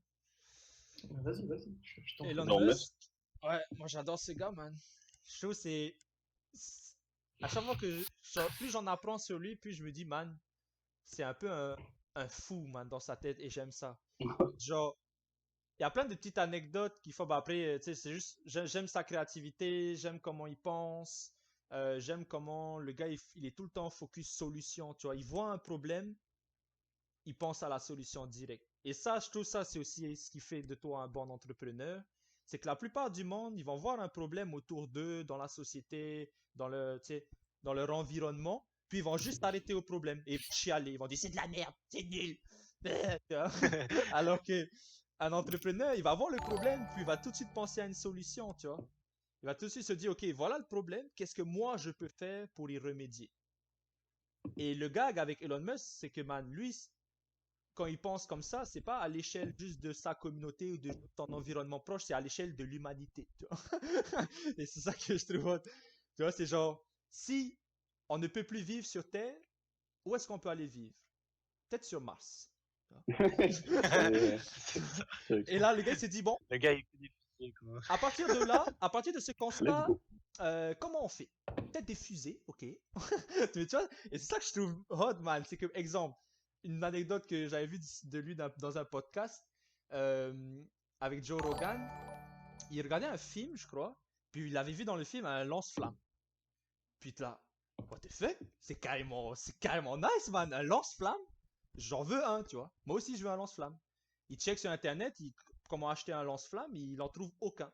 Il n'y a pas de lance-flamme que tu peux acheter sur le marché, genre, pour les particuliers, tu vois. Donc il se dit, ben, what the fuck, ben, je vais faire mon lance-flamme. Je vais créer un lance-flamme. Du coup, il va voir ses ingénieurs à Tesla, là, et à SpaceX pour leur dire, bah écoutez, les gars, j'ai envie de faire un lance-flamme. Est-ce que vous êtes capable de faire un lance-flamme? Ils disent, bah oui, on est capable de faire tout ce que tu veux, what the fuck. On est ingénieur. Et du coup, ils font un lance-flamme. Ils en font 20 000. Le prix unitaire, 5 000. Donc, en termes de calcul, on est à combien là? 10 000? 1 million? Non, 10 millions. 1 million. Voilà pourquoi je dis que j'aime pas la comptabilité. Fuck that shit. Ouais, Mais ça se voit. 10 millions. Donc, les 20 000 lance-flammes, une fois que ça a été prêt, une fois que ça a été testé, il a mis en vente sur le site. 2 jours après, sold out. Les 20 000.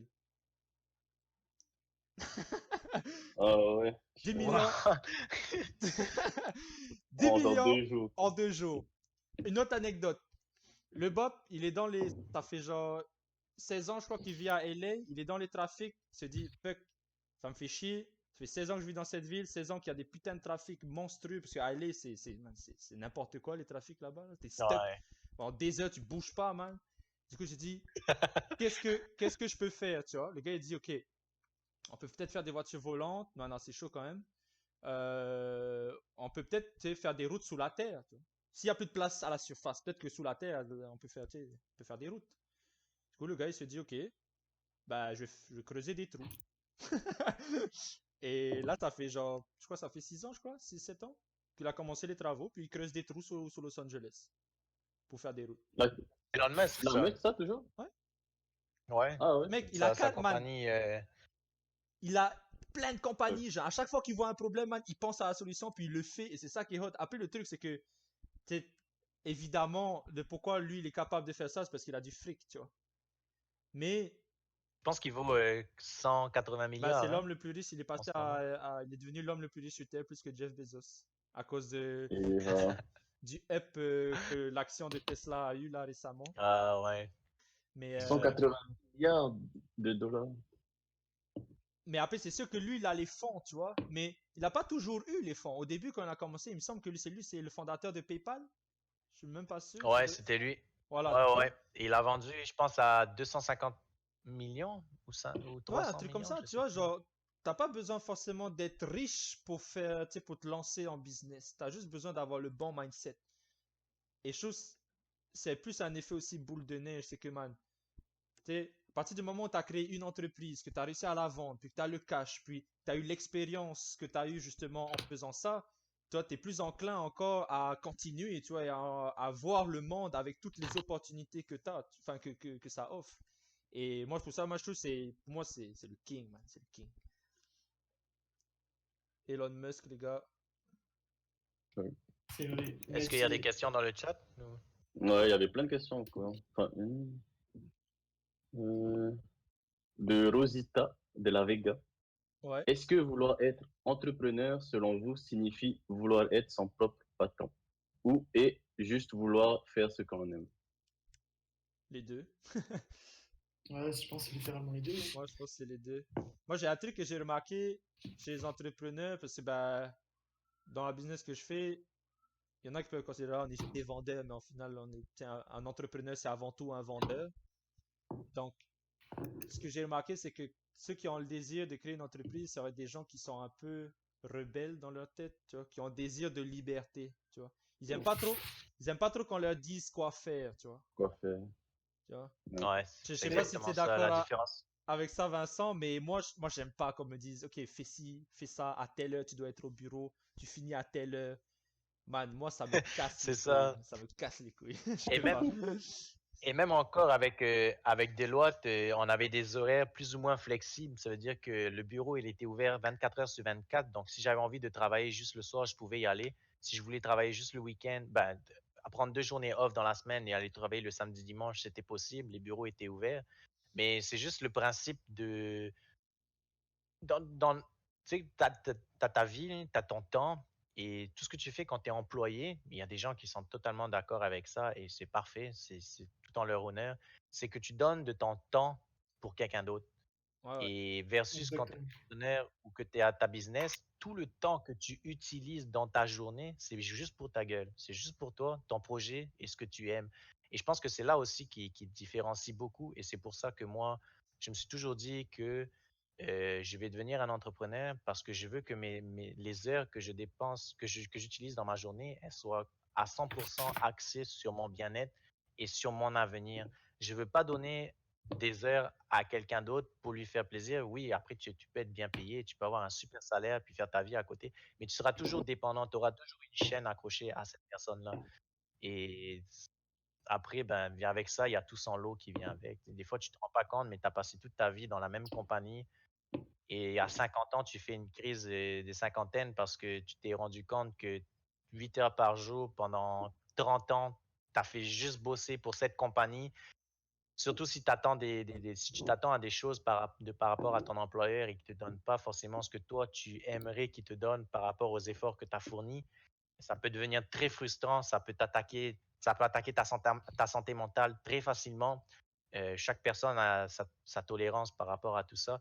mais ça peut complètement te détruire, comme tu peux être une personne qui accepte aussi ses conditions et qui le vit très bien. Ouais. Donc, je pense que ça dépend vraiment. Je pense qu'un entrepreneur dans la peau, ben, il va faire, à un moment donné, il va faire une dépression quand s'il reste employé toute sa vie. Là, moi, je sais que j'avais besoin de commencer à travailler tout seul pour moi et arrêter de travailler pour une compagnie, surtout des grosses compagnies comme Deloitte. Ce sont des firmes énormes, elles sont partout. Et tout ce qu'elles font, c'est exploiter, si je peux dire ça comme ça, Attention, ils des vont gens. venir te chercher, Oula, oula, bro. oula. Tu entends toc toc toc toc toc. Monsieur C'est ça. Nolé, ouvrez la porte. Yo! C'est pour ça que je me suis barré. Là, c'est clair, Voilà, mais j'avais ouais, vraiment besoin de m'affirmer. Mais genre, Ça, donc, est-ce que tu aimais ce que tu faisais là-bas ou ça commençait ben, à plus te, te plaire? est-ce que j'aimais vraiment? Il y a des, il y a des, il y a des choses que j'aimais, d'autres non. Mais en général, je pense que j'aimais pas mon travail. C'est pour ça aussi que j'ai quitté. Ça m'a beaucoup Là, ça aidé t'a aussi. poussé aussi à partir, hein.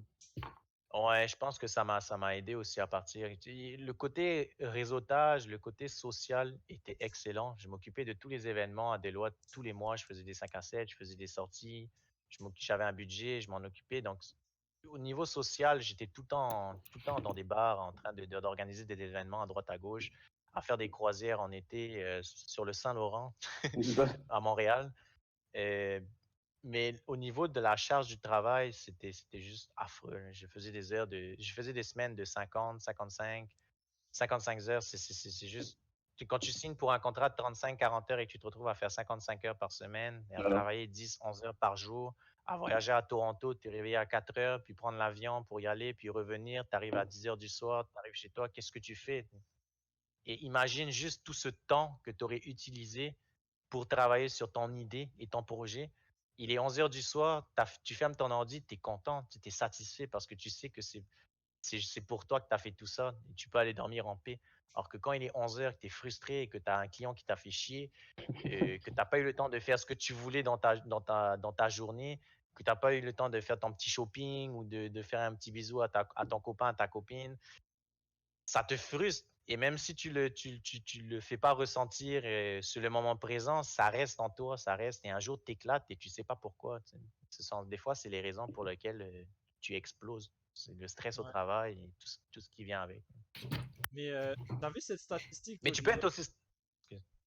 Non, vas-y, t'allais dire quoi? Ah non, ouais, j'allais juste dire que tu peux être aussi être stressé quand tu es un entrepreneur. Hein. Je dis pas que tu peux aussi faire une dépression si tu es un entrepreneur. Hein. Je dis pas ça, c'est juste Ah que. ouais, clair. Ouais. Genre même, limite, t'as plus de stress quand t'es entrepreneur que quand t'es employé.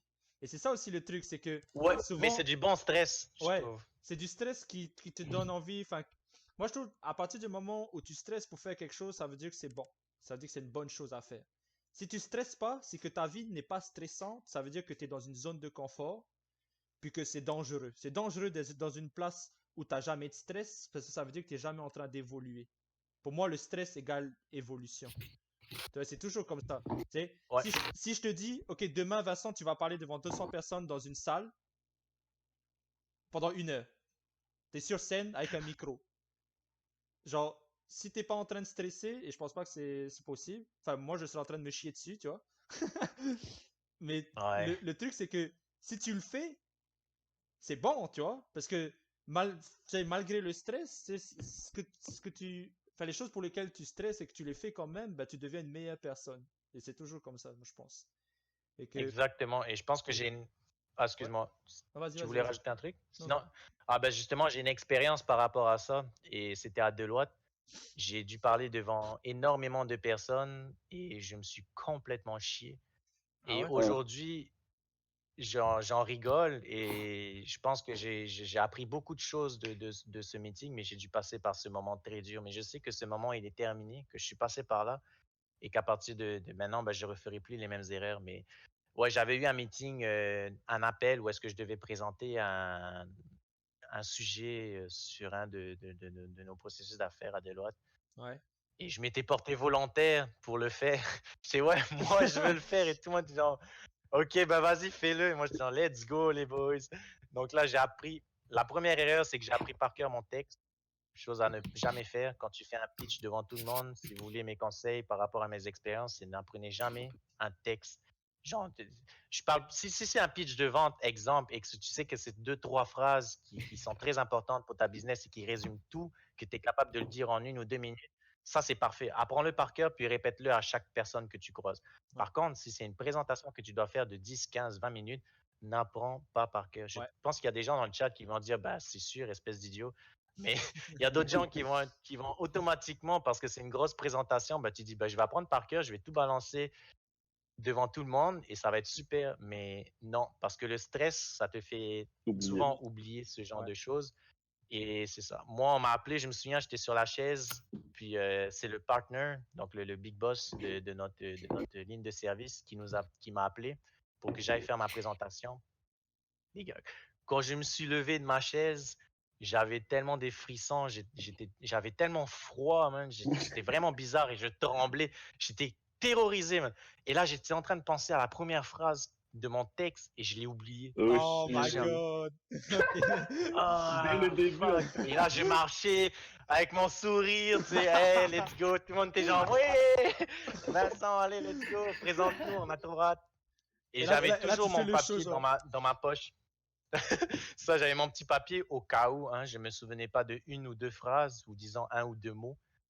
Et ben en fait, je suis arrivé devant, j'ai pris le micro et j'ai eu un blanc total. Et en fait, ce qui s'est passé, au lieu d'avoir ce moment de gêne, je l'ai dit clairement à tout le monde. Donc, il y avait peut-être, je pense qu'il y avait 40, 50 personnes dans la salle, mais en fait, il l'avait retransmis sur Skype, sur tout le bureau. Holy Donc, on était shit. environ 200 et quelques. Ouais, donc là, tout le monde, boum, sur ma gueule. Et moi, et là, j'ai repensé au moment où j'ai dit, moi, je vais faire la présentation. Et oh Et my god, man, vu que je connaissais quand même du monde, j'ai fait, bon, ben, en gros, ouais, je l'ai dit d'une façon beaucoup plus polie que, en gros, je me suis chié, que j'ai appris par cœur et que j'ai absolument rien retenu de ma présentation aujourd'hui.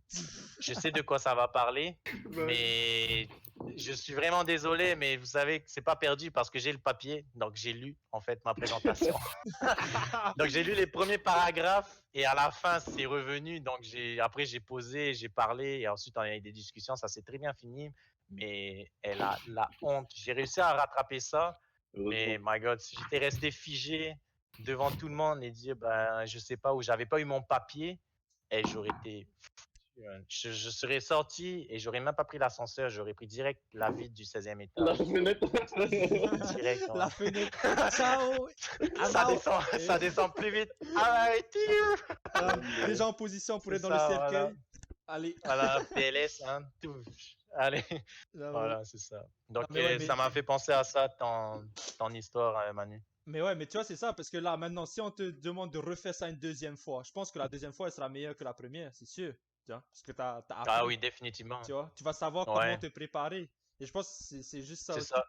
Fait que là, on a plein de trucs. Je vais laisser Arthur nous parler, faire un petit récap de exactement. tout ce qui s'est dit dans le chat. Déjà, il y a mon papa qui est là. Coucou papa! Ah, il y a Rana, Ah, Monsieur Gouronek. Il y a Quel Rana honneur de Legend. vous. J'espère qu'il aime dédicace à Monsieur le, Gouronet. j'espère qu'il aime le podcast. Ça, on raconte pas trop de conneries jusqu'à présent. Non, ça va, ça va. Il a juste dit que il est comptable, et puis c'est vrai. C'est peut-être pour ça que j'aime pas la comptabilité. Je blague, je blague. Ah, j'avoue que J'aime pas quoi. Ça m'a traumatisé, genre.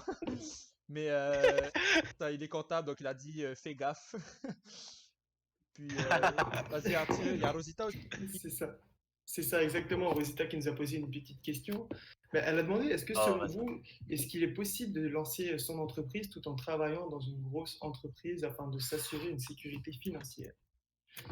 Bah, Et je vais ça, euh, vas-y.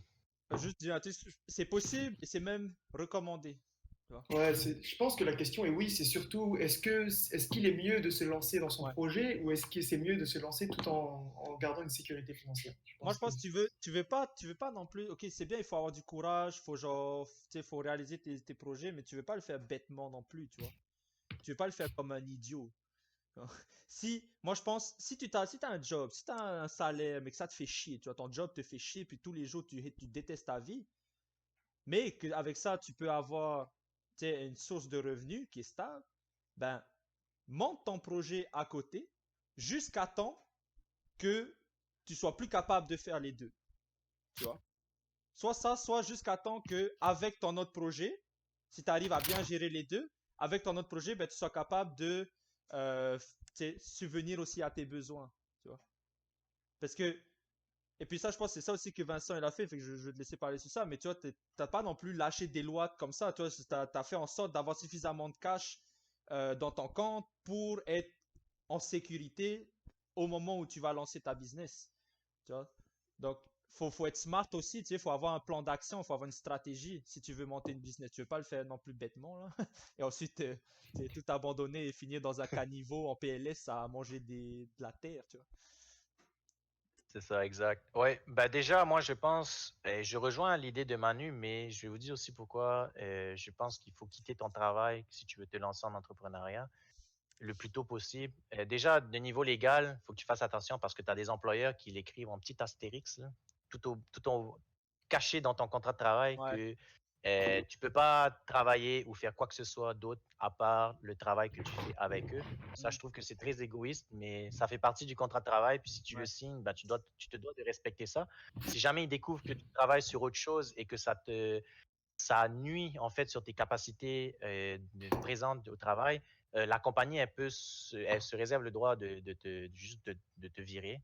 Donc ça tâche ton dossier ou de te demander d'arrêter toutes tes activités personnelles ou autres.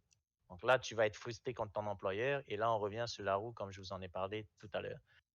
Il y a un autre point, je pense que euh, quand tu te lances en entrepreneuriat, il faut que tu sortes de ta zone de confort. C'est bien d'avoir ton travail avec, euh, et d'avoir une sécurité financière, mais ne restez pas, si vous voulez mon avis, je pense que c'est pas une bonne idée de rester trop longtemps dans ce cercle vicieux parce qu'on s'y habitue très vite. Tu sais, on va faire quoi? 2, 3 heures de travail le soir sur ton projet. Ah, de toute façon, tu dis, oh, ce soir, j'ai pas besoin de le faire parce que de toute façon, je suis payé, donc c'est tranquille, je suis sur ma zone de confort. Mon Ouais. projet, ça peut prendre, ça va. Au final, ton projet, tu vas l'ouvrir dans 1 ou 2 ans. Mais sauf que dans 1 ou 2 ans, tu as peut-être quelqu'un qui aura réalisé ton projet à ta place. Donc là, c'est quoi? Tu vas devoir recommencer tout avec quelque chose d'autre. Tu vas te démoraliser, tu vas changer d'idée. Ça va juste prendre du temps encore et encore et encore. Donc moi, j'ai dit, fuck that, si tu as une bonne idée, tu crois en toi et tu es confiant par rapport à ton idée, quitte ta job et lance-toi à fond. Sors de ta zone de confort. Si tu penses que tes bagages sont solides, hein, je ne dis pas ça si tu es endetté, si tu as une hypothèque à payer, si Ouais, tu as voilà. 20 000 dollars sur ta carte de crédit, sois sensé. Et un entrepreneur, je pense que c'est ça. C'est quelqu'un qui aime prendre des risques et qui en prend, mais ce sont des risques qui sont contrôlés et ce sont des risques, Des risques c'est ça. Ce sont calculés, des quoi. risques tout simplement contrôlés, ouais, calculés, exact. Donc, si tu as ton bagage financier et que tu te dis, ben, avec ça, si je fais attention à mes dépenses, je suis capable de survivre 4, 6, carrément 1 an en fonction d'à quel point tu veux être en sécurité, ben, vas-y, lance-toi, quitte ton travail Ouais. et ça va te forcer, tu vas voir, tu vas voir, putain, il faut que je bosse parce que si je bosse pas, moi, j'ai pas de quoi bouffer du pain, hein. Ouais, Donc, ouais. moi, c'est ce qui se passe. Moi, j'ai pas comme je vous ai dit, après, tu voulais chercher des aides. Moi, c'est parfait. Je suis payé pour travailler sur mon projet. Mais de octobre à janvier, j'avais plus de salaire, j'avais plus rien. Je vivais sur mes réserves et j'étais en train de faire mon projet. Et mon projet, je savais que ça allait pas s'ouvrir dans 2, 3 mois. Donc, tous mes risques étaient calculés. Je sais vers où est-ce que j'allais. Et le matin, quand je me levais, je me disais, il faut que je bosse parce que si je bosse pas, eh ben, ça retarde de jour en jour, mais mon gagne-pain, quoi, hein. Eh Donc, ben, manger caillou. t'as intérêt Si à je bosse pas, Voilà, manger c'est ça. caillou. Euh, Voilà. avec un peu de sable Ouais. par-dessus. Miam miam. Mais, La plus euh, crunch. Non, ouais. mais ouais, Mathieu, je suis carrément d'accord avec toi. Puis j'ai une anecdote par rapport à ça que moi je trouve dans mon job, dans le job de vente que je fais, c'est que cette idée-là aussi, à un moment donné, de te dire, ok, ben fuck la sécurité qu'offre mon job, je vais me lancer, tu vois. Je vais me lancer, that's it, tu vois. Ça te met dans une position où t'as juste pas le choix de réussir. T'as pas le choix, tu vois. T'as pas d'excuses. Exact. Et ça, à un moment donné, il faut que tu sois dans cette position-là. Et l'anecdote que j'ai à partager, c'est que dans mon job, la plupart des gens qui réussissent dans ce que je fais, dans la vente, c'est bâtir une équipe à partir de rien, finir par ouvrir un bureau de vente et gérer ta propre succursale. Man, ceux qui réussissent le plus, bizarrement, c'est les immigrants. C'est les gens qui viennent d'un autre pays. Parce que la plupart du temps, ben, surtout d'Afrique, Moi, je connais un des gérants qui a un des modèles pour moi et il vient du Sénégal et il est arrivé au Canada avec pas grand-chose et il avait juste pas le choix de réussir, tu vois. T'as pas le choix parce que tu sais, t'as mis tes économies dans un billet d'avion, t'arrives au Canada, puis that's it, tu vois. Maintenant, comment tu fais pour te débrouiller? Là, t'es obligé de penser solution. Et à partir de là, ben, tu te mets dans une position où tu donnes chaque jour compte. Chaque jour compte. Et ça c'est top, man. C'est ça. Alors que le problème, C'est ça. le problème, tu sais, par exemple, pourquoi il n'y a pas autant de gérants dans notre business qui sont québécois, exemple? Il y en a juste un enfin, il y en a quelques-uns, mais il n'y en a pas tant que ça. Pourquoi? C'est parce que quand tu es dans ton pays, t'es avec ta famille qui est pas loin, tu sais, si tu vis avec tes parents, tu es dans une petite bulle de confort et dès que ça va mal, ben, tu vas revenir dans cette bulle-là, tu vois. Mais si t'as pas de bulle de confort du tout, good luck, tu vois. T'es obligé de réussir. T'es C'est obligé de ça. réussir, sinon tu go back au Sénégal, quoi. Donc, ouais, Exact.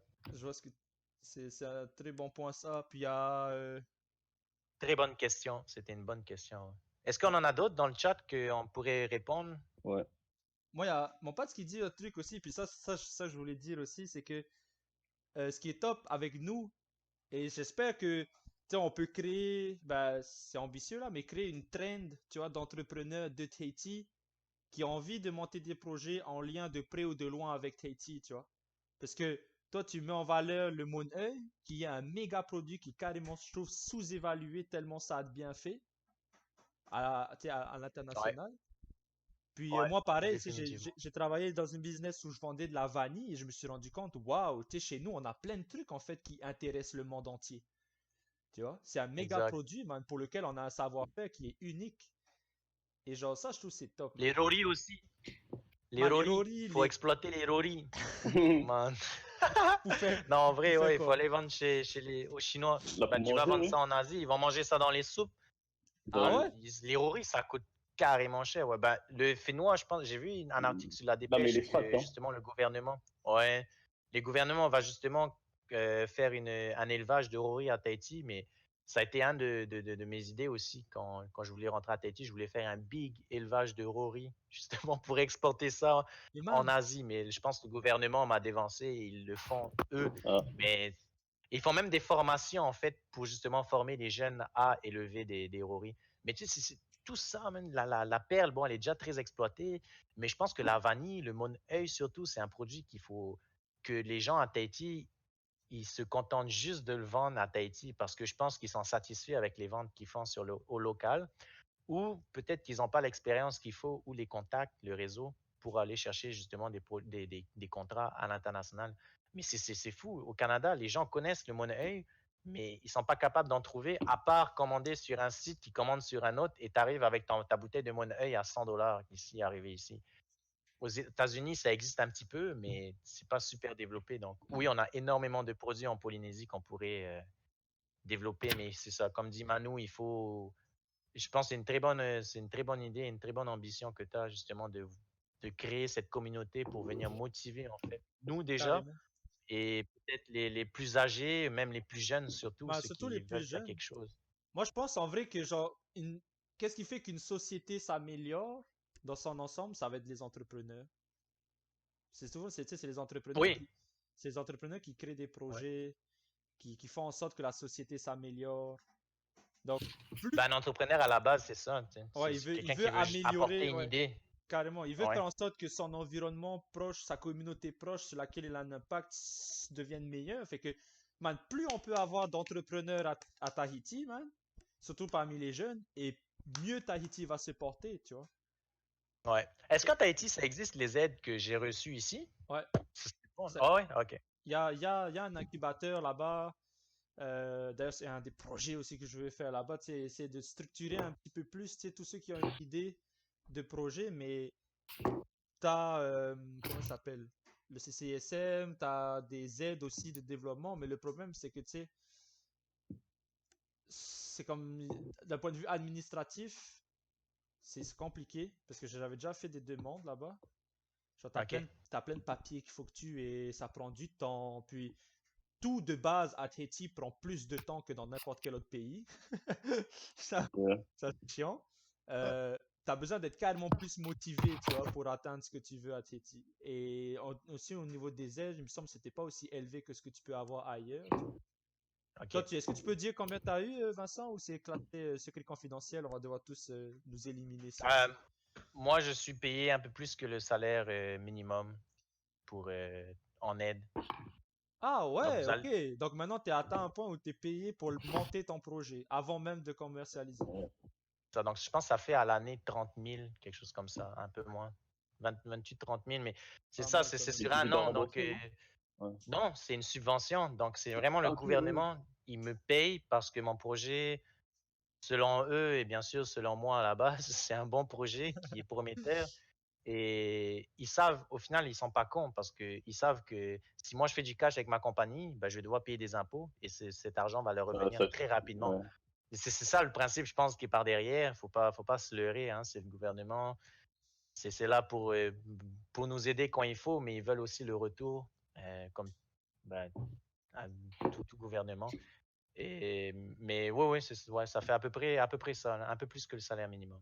Ok, c'est Mais quand même Donc, je genre, reçois une paye toutes les 2 semaines quoi, de nice. mais Tu vois, tu gouvernement. ça, m'avais pas dit que tu devais rembourser la moitié, là? Ah non, ça c'est un autre. Bah justement, en fait, le Ok. fait de te rentrer dedans, ça me met. En fait, quand tu mets un pied dedans, ben c'est comme si en fait ça va t'absorber complètement et tu vas pouvoir complètement rentrer dans ce système et ça va me permettre d'aller chercher d'autres subventions en fait gouvernementales parce que maintenant j'ai les contacts, j'ai les personnes ressources à Service Québec, puis Emploi Québec et je suis en train de travailler sur avoir une subvention de 60 000 $. Et Déjà, c'est une subvention en fait qui aide aussi les jeunes entrepreneurs. Et par contre, ça, c'est une semi-subvention. Donc, subvention, c'est de l'argent qu'on te donne que tu n'as pas besoin de rembourser, alors que sinon, ça peut être un prêt. Un prêt, c'est de l'argent qu'on te donne que tu dois rembourser avec des intérêts. Mais eux, c'est comme un entre-deux où est-ce qu'il n'y a pas d'intérêt. Mais sur les 60 000, ils te demandent de rembourser 20 000, 20 ou 30 000, mais sur 2 ans. Donc, au final, tu gardes quand même 30 000 dans tes poches, là. Donc, c'est ça. pas Donc, mal, mais hein. là, encore une fois, il va falloir que je refasse un pitch. Il va falloir que je présente mon projet à d'autres comités encore plus gros dans un autre. Mais une fois que j'ai le pied dedans, ça va être bon, normalement. Mais Et là, j'avais, le mois prochain, je fais un concours d'entreprise, d'entrepreneuriat au Québec. Je vais présenter ma compagnie. Et là encore, ce sont des outils qui vont m'aider à aller chercher du réseau, aller chercher de la finance, aller chercher juste des compétences pour m'améliorer. Tu sais. Travailler sur sa business, c'est pas juste travailler sur tes produits et les vendre, c'est vraiment travailler sur tout ce qui est autour. Il suffit juste d'une personne, d'un bon contact pour me lancer, pour faire exploser ma compagnie. Tu sais. Donc, je vais vraiment chercher toutes les aides qu'il faut. Et je pense que c'est ça aussi un entrepreneur, c'est quelqu'un qui se démerde et qui n'a pas besoin d'avoir quelqu'un pour le pousser. Il se réveille le matin, puis il se donne un gros coup dans les fesses et ça bouge, quoi. Hein. Il prend une douche bien glacée et ensuite, let's go. Donc, les gars, si vous voulez être un entrepreneur, prenez une douche glacée le matin la et, douche froide, là. et ça y est. Là, on va voir Vincent qui aura accumulé 1 million de subventions. Petites vacances aux Bahamas Ah pendant oui. Ça sent 3 ans. yacht, là. Thanks, Juste les en bros. subvention. Qu'est-ce que tu fais dans la vie? Ben, je demande des subventions. Et ça, Et c'est puis, C'est clair. Ah ben j'ai eu 10 millions en subventions, mais j'ai jamais vraiment monté mon entreprise, pata. c'est pas encore lancé. C'est ça. Non, il me faut encore 10 millions pour lancer. Ça, j'ai tout dépensé aux Bahamas, au tiro. Putain, Non, mais ouais. c'est ça. Mais il y a une question, Ziaturo. Exactement, dans le chat, ça paraît. D'ailleurs, Monsieur Gouronek qui alimente le chat, VIP, Monsieur Gouronek, hein, j'espère qu'on vous aura comme invité prochainement. À la place de votre fils, Ah parce shit! que votre fils, votre fils, il déconne un peu.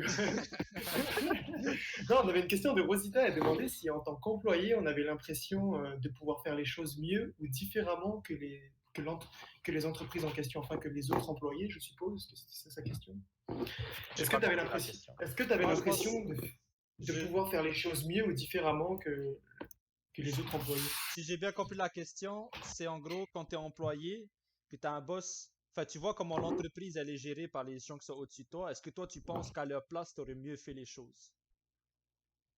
C'est ça. Est-ce que c'est Est-ce que ça? Attends, tu peux répéter? Mais Je sais c'est pas. difficile cette question en vrai, parce qu'il Bah, travaille man, pour une entreprise, quand moi, même, c'est Deloitte, ça fait partie du Big Four, donc c'est dur ouais, de, ouais, c'est sûr, c'est sûr. Plus c'est dur de l'entreprise. juger la direction que prend Deloitte. Mais, C'est compliqué. mais moi, je peux relate parce que j'ai déjà vécu cette situation-là où j'ai fait un job étudiant, genre, où j'étais, en gros, j'étais prof en entrepreneuriat. Tu sais. J'enseignais à une classe de, comment on appelle ça, secondaire 5, je sais plus. Enfin, des jeunes de 15 ans, genre, 14-15 ans, j'ai enseigné l'entrepreneuriat. Et c'était des jeunes qui étaient en décrochage scolaire. Et mon but, c'était, vu que, tu sais, c'est un peu comme les classes SECPA à Téti. Ouais, c'est quoi? Ouais, Ouais, tu vois, c'est un certain profil d'élève, quoi. je Et vois, je vois. ils étaient en décrochage scolaire et le but c'était via l'entrepreneuriat, peut-être je leur donner l'idée, tu sais, ou le goût de monter une entreprise, peut-être ça pourrait genre leur faire prendre conscience que les mathématiques ça peut être bon pour eux, le français ça peut être bon pour eux, tu sais. Essayer de donner du sens à ce qu'ils apprennent à l'école en leur apprenant l'entrepreneuriat. Donc ça c'était le job que j'avais fait, mais j'ai lâché au bout de 3 mois. Parce que justement les gens qui me gérait, genre, mon superviseur, je le trouvais nul à chier, man. Il prenait des décisions de merde et j'essayais de lui faire comprendre. Ben, je lui disais pas que c'est de la merde, tu vois. Mais je lui disais, ok, ben, peut-être qu'on pourrait faire ça différemment, peut-être que moi je pourrais faire ça. Puis il était en mode, ok, ben non, parce que au pire, tu sais pas, enfin, t'es qui, tu vois? Genre, t'es pas en position de me dire qu'est-ce que je suis censé faire, c'est mon job, tu vois. Du coup, j'étais en mode, ok, fait, tu vois, il y a ce statut-là hiérarchique que moi j'aime pas où l'information elle peut descendre mais elle peut pas monter, tu vois. Donc moi je Ouais, m'étais dit ok ben si tu genre moi je suis là non, je suis là pour faire en sorte que le projet il se passe bien pour que les élèves ils apprennent quelque chose. Si toi t'es pas capable de au moins écouter ce que j'ai à dire, ben je me casse, tu vois. C'est ça que j'ai fait, je me suis cassé. Tu vois parce que ben c'est ça. Mais et je pense que c'est un bon signe limite. Tu penses que tu es dans une entreprise et que tu penses que toi si tu étais dans si tu avais les rênes de l'entreprise, tu penses que tu peux faire mieux, bah c'est bon signe, tu vois. ok. C'est bon, Donc ça veut dire ensuite, que tu peux peut-être te lancer en business aussi, quoi. Vas-y. donc on avait une autre question, j'attendais que justement que Vincent revienne. On avait une question de Inatea qui nous demandait si justement tu devais rendre des comptes au gouvernement après avoir eu des subventions justement. Mais je pense que du coup, ils te donnent pas la subvention si t'as pas présenté un bon dossier à mon avis. C'est ça, c'est une bonne question parce que je parlais juste du retour financier par rapport aux subventions, mais effectivement, oui, il faut que je rende des comptes, mais simplement ben, sur papier, il faut que ils vont suivre mon projet, ils veulent s'assurer que pendant 2 ans, je travaille sur mon projet, donc il va falloir que je leur donne mon plan d'affaires, mon plan marketing, mon plan opérationnel, que je réalise mes premières ventes, comment je m'y suis pris. Il va falloir que je rende des rapports mensuels sur mes chiffres, sur où est-ce que j'en suis rendu, qu'est-ce que j'ai fait exactement. C'est pas, tu sais, quand tu es entrepreneur, c'est pas une contrainte parce que ce sont des choses que de toute façon, tu vas le faire. Donc, tout ce Bah que ouais. tu as à faire, c'est t'asseoir le soir et écrire ce que tu as fait la journée. C'est pas oui, c'est des comptes à rendre, mais c'est très positif. Mais c'est justement, en fait, ça t'aide même à être plus organisé puis à suivre exactement ce que tu fais. Donc, je pense que c'est plus ça te motive au final, Bah ouais. plus qu'autre chose. Mais ouais, Ok, bonne ok. question. C'est Et cool. enfin, on a une dernière question ici de Tamari Huariki, Wakali. Wakari, pardon, Wakali. excusez-moi, qui nous demande justement qu'est-ce qu'on donnerait comme conseil aux jeunes entrepreneurs de Polynésie qui essayent de sortir leur projet, mais qui ne se voient pas capables justement d'y aller jusqu'au bout pour des raisons financières ou parce qu'ils n'ont pas réussi à avoir d'aide. Qu'est-ce que tu leur conseillerais? Ben, si c'est une question financière, je pense que la réponse, elle se règle par rapport aux aides que le gouvernement offre. Donc, si tu as un bon projet, une bonne idée et que tu structures correctement tes idées, tu es capable, comme n'importe qui, à avoir ces aides. Ce que je conseillerais, c'est justement de t'allier avec des personnes. Si tu sais pas le faire, écrire une idée ou un plan d'affaires, utilise ton réseau. Le réseau est très important. Il faut y travailler dès ton plus jeune âge parce que c'est ce qui va vraiment beaucoup t'aider pour plus tard. Mais allie-toi à des personnes qui sont capables de le faire et monte l'idée avec ces personnes. N'essaie pas de faire tout seul. De tout faire tout seul, c'est vraiment compliqué.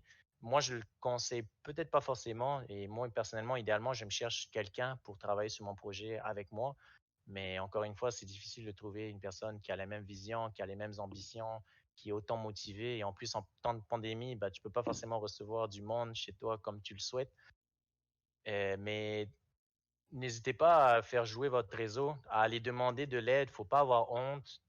Faut pas dire je demande de l'aide donc je suis pas capable de le faire moi-même tout seul. Non, au contraire, c'est difficile de faire tout seul. Donc mettez-vous avec quelqu'un et réfléchissez ensemble sur l'idée, mais allez-vous avec des personnes qui vont venir apporter une plus-value sur votre projet et pas juste une personne parce que c'est le collègue ou parce qu'il aime ton projet et il veut faire de l'argent avec toi. Ça, c'est complètement différent. Il faut vraiment que tu t'allies avec des personnes qui vont apporter, c'est ça, une plus-value. Et ensuite, bon, ben, pour le financement, ben, travaille fort sur ton projet pour demander toutes les aides possibles. Et voilà. Ouais, c'est vraiment ça, essayer de vraiment de monter un dossier qui donne vraiment de la bonne valeur à ton projet.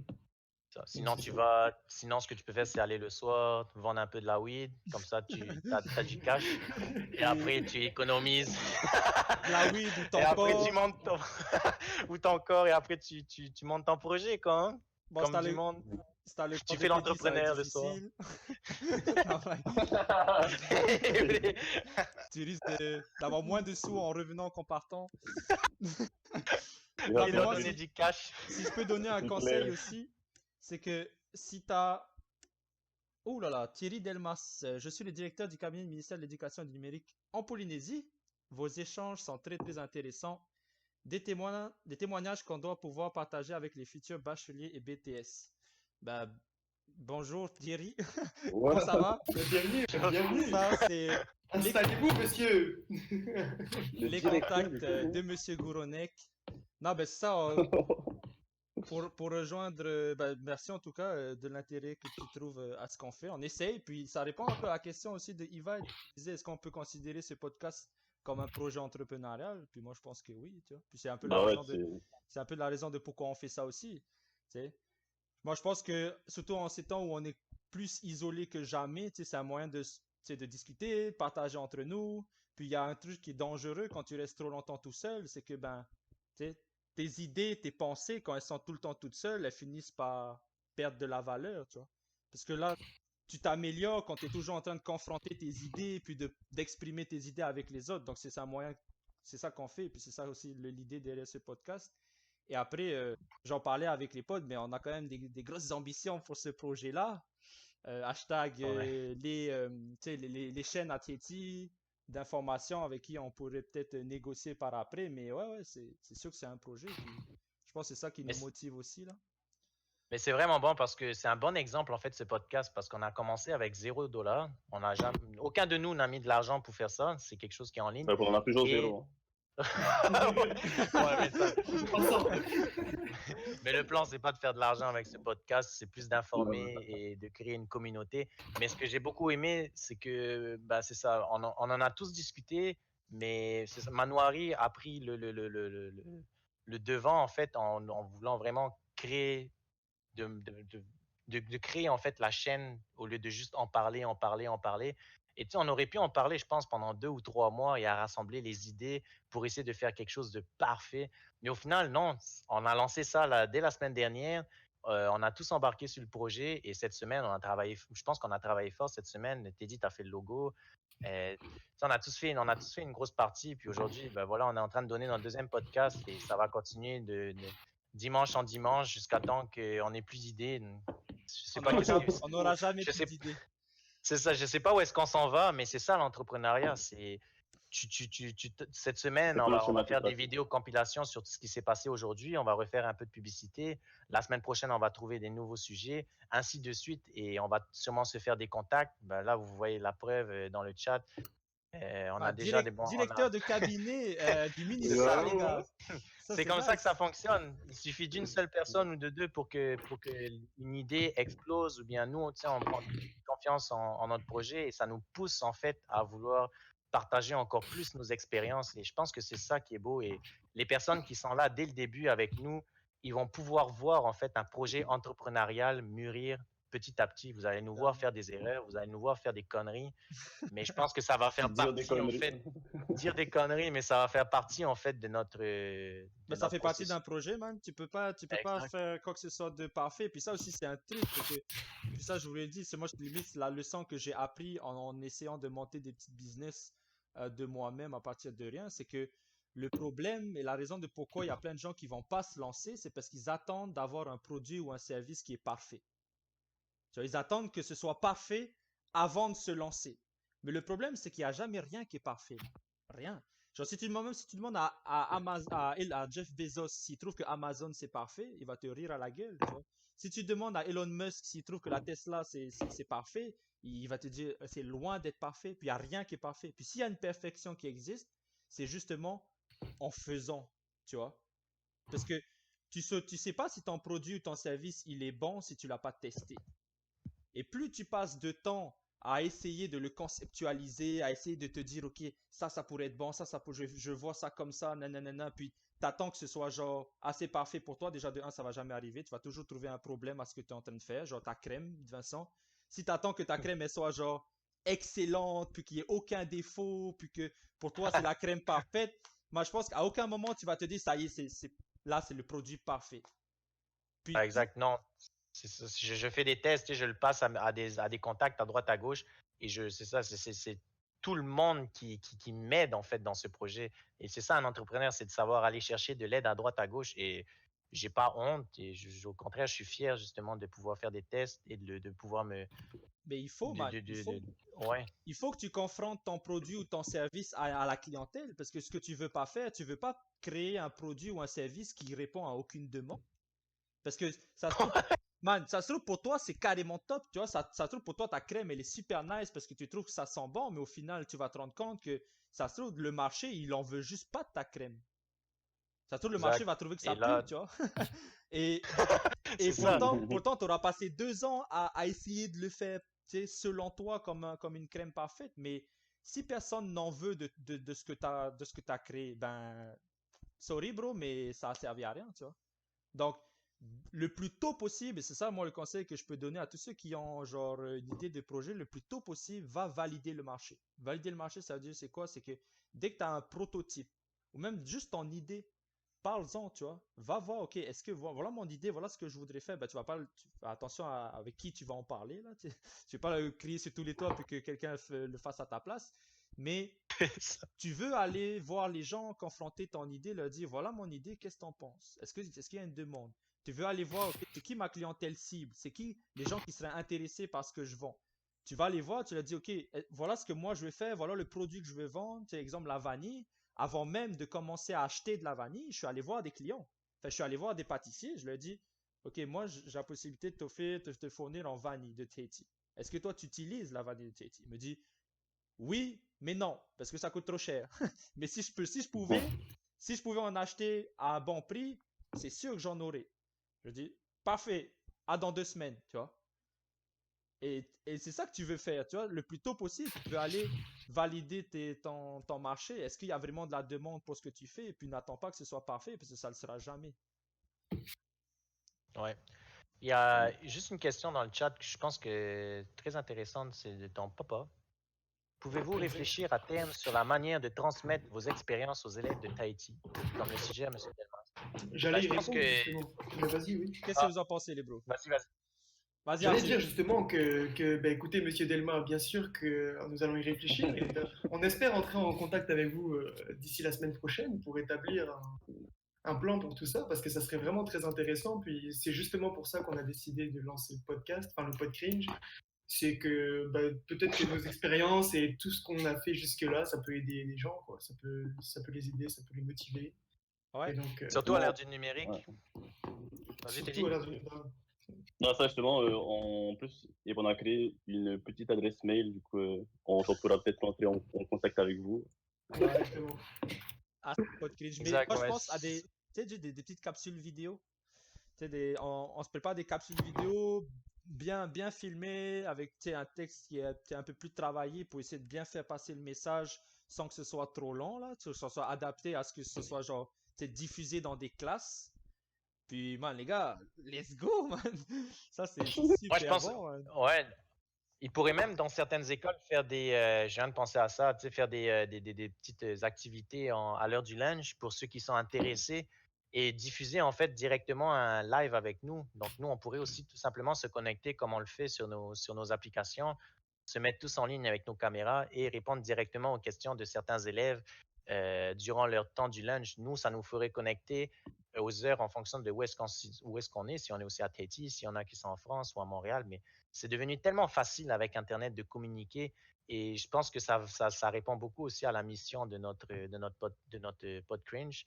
On veut vraiment accompagner les jeunes Tahitiens, on veut leur donner beaucoup d'informations par rapport à nos expériences et on veut vraiment dire ce qu'il en est. On n'est pas là pour parler correctement ou d'essayer de cacher certaines facettes. Non, on va vous dire exactement ce qu'il en est, quelles sont nos expériences Ben, la et réalité on va y aller avec. de La l'entrepreneuriat. réalité, exact. Il n'y a y a pas de chemin à droite, à gauche. C'est vraiment le chemin qu'on a emprunté, puis c'est ça. Et moi, ça me ferait vraiment plaisir de parler à des élèves. Au contraire, si on n'est pas capable de se rendre directement sur place, si on peut le faire en ligne, c'est exactement la même chose et c'est aussi pratique. Moi, j'avoue, genre, c'est une très bonne idée, ça. Des discussions en direct, genre, où, tu sais, il y Ouais. aurait la D'accord, un live classe. Twitch, quoi, en fait. Voilà, comme un live Twitch, mais genre, où c'est plus comme un, tu sais, visioconférence. Nous, d'un côté, de l'autre côté, les élèves. On raconte nos expériences, on répond aux questions un peu comme ce qu'on fait en ce moment, là. Ça pourrait être super nice. Témoignage intelligent en durée de stage. Vous avez tout. Waouh, ok, ben c'est À cool, d'autres. ça. On avait aussi Tamari Bouakari qui nous demandait si on allait inviter des entrepreneurs de Tahiti et ses îles. Ah, mais Eh ça ben, fait écoute, partie. ben, exactement pour les prochaines semaines, on a déjà prévu plusieurs sujets et tout, et on compte justement, et on espère avoir des invités, on a déjà quelques personnes en vue, et avoir des invités justement de Tahiti. Ouais, Voilà. Ça carrément. devrait se passer normalement. On a, Donc, pas de souci pour ça. Ça va se faire. On a plusieurs thèmes justement qu'on aimerait parler, genre que ce soit les réseaux sociaux. Il y a le trading aussi, parce qu'en plus d'être entrepreneur, Vincent est aussi un trader de Un beau qualité. projet. Donc, on peut parler aussi du trading. Tu sais, on a plein de sujets justement qu'on a préparés avec justement des invités à chaque fois qui sont dans le domaine, qui vont pouvoir tu sais, nous apporter une vision un peu plus large que la nôtre. Et ouais, ça fait partie de ce qui vient pour les prochaines semaines. Puis surtout aussi, si dans le chat vous avez des idées, vous avez des sujets que vous aimeriez qu'on parle, n'hésitez pas. On est là pour ça aussi, hein. C'est comme un produit, c'est comme quand tu crées un produit, tu le fais pas forcément par rapport à ce que toi tu penses que ça va être bon, tu le fais par rapport à ce que tous tes clients et les Ouais, autres autour c'est clair. veulent. Donc nous, on est là pour vous aussi. Donc si vous avez des demandes ou des besoins spéciaux, hésitez surtout pas parce que notre priorité, ça va quand même être vous, le chat, hein. Donc Carrément. c'est ça. Donc, Nous, on a une structure pour si jamais on n'a pas d'idées venant de l'extérieur, mais c'est ça. En priorité, on va quand même aller plus vers vous que. il y a Rosita qui dit la place des femmes dans la société. Ça, c'est un très très bon sujet. Puisque Ouais. j'ai longtemps aussi étudié ça là, parce que je sais pas si vous connaissez Jordan Peterson, c'est un psychologue qui parle de ça justement, qui a fait un peu le buzz pour ça. Donc ouais, carrément, c'est un bon sujet. Donc si vous avez des idées, spammez-les dans le chat. Let's go, nous on va retenir tout ça. Et dans la cuisine, Et on pourrait développer inviter une personne. la place de la femme. Je ne vais pas finir la phrase. Moi j'ai une question. J'ai une question pour Teddy, parce que j'aimerais entendre sa belle voix. Vas-y. Avec tout ce qu'on a dit aujourd'hui sur l'entrepreneuriat, toi apparemment, puis tu l'as déjà dit, t'es pas, est-ce que tu te considères comme un entrepreneur là maintenant, le Teddy de la tout de suite? Là, à genre l'instant T, pas du tout. Ok. Genre, et quand je vous entends parler et donner votre vision de l'entrepreneur, mais par contre, le fait que on ait créé Podcringe, là, notre truc, là, c'est, genre, là, ça m'a beaucoup appris. Tu sais, là, quand on discute, là, quand on donne des idées, euh, bah, je trouve que c'est vraiment une bonne chose quand même. Carrément. C'est bien, c'est peut-être un moment de déclencheur pour toi. On en a tous eu un, hein, et ça a commencé par des petits projets à droite à gauche, puis Ouais, c'est finalement ça. on a aimé. Et ensuite, tu auras peut-être une bonne idée de ton côté. Et Ouais. tu Bah, vas genre, pouvoir moi, ça, développer. première fois, je pense que là, je fais un projet comme ça. Genre, la première fois que tu as lancé l'idée, j'étais genre, what the fuck, genre. Puis après, au fil des jours, ça s'est créé. Là, on a fait le logo, on a trouvé des sujets, on a fait des invités et tout. J'étais là. Puis là, C'est maintenant, ça, on est sorti. Puis là, on a le ministère de l'Éducation qui c'est propose ça. des Zooms C'est avec ça, les élèves à Tahiti en BTS. on Non, ouais. sort de la zone de confort et on agit. C'est C'est ça. ça, entreprendre. Et c'est parfait, hein. Parfait. Mm. Est-ce que vous avez d'autres questions dans le chat ou est-ce que vous avez d'autres questions pour pour la journée dans le sujet de l'entrepreneuriat, que ce soit Ouais, Arthur ou évidemment. Manu? Moi, moi j'ai une question. Puis bon, on a quand même beaucoup abordé le sujet, mais tu sais, euh, souvent les gens qui vont pas se considérer comme des entrepreneurs vont penser que les entrepreneurs, c'est des personnes qui sont confiantes, tu vois, qui sont sûres d'elles, qui savent ce qu'ils veulent. Maintenant, comment tu fais justement face, tu sais, comment tu pourrais, qu'est-ce que tu dirais à ces personnes-là qui manquent de confiance en elles, tu sais, qui aimeraient peut-être, tu Pour vois, ce, genre, concernant- qui sont intéressés Moi, je par pense que l'entrepreneuriat, mais qui se disent, ah non, c'est pas pour moi. Genre, moi, tu sais, ça, c'est pour les autres, tu vois. C'est pour ceux qui sont sûrs d'eux.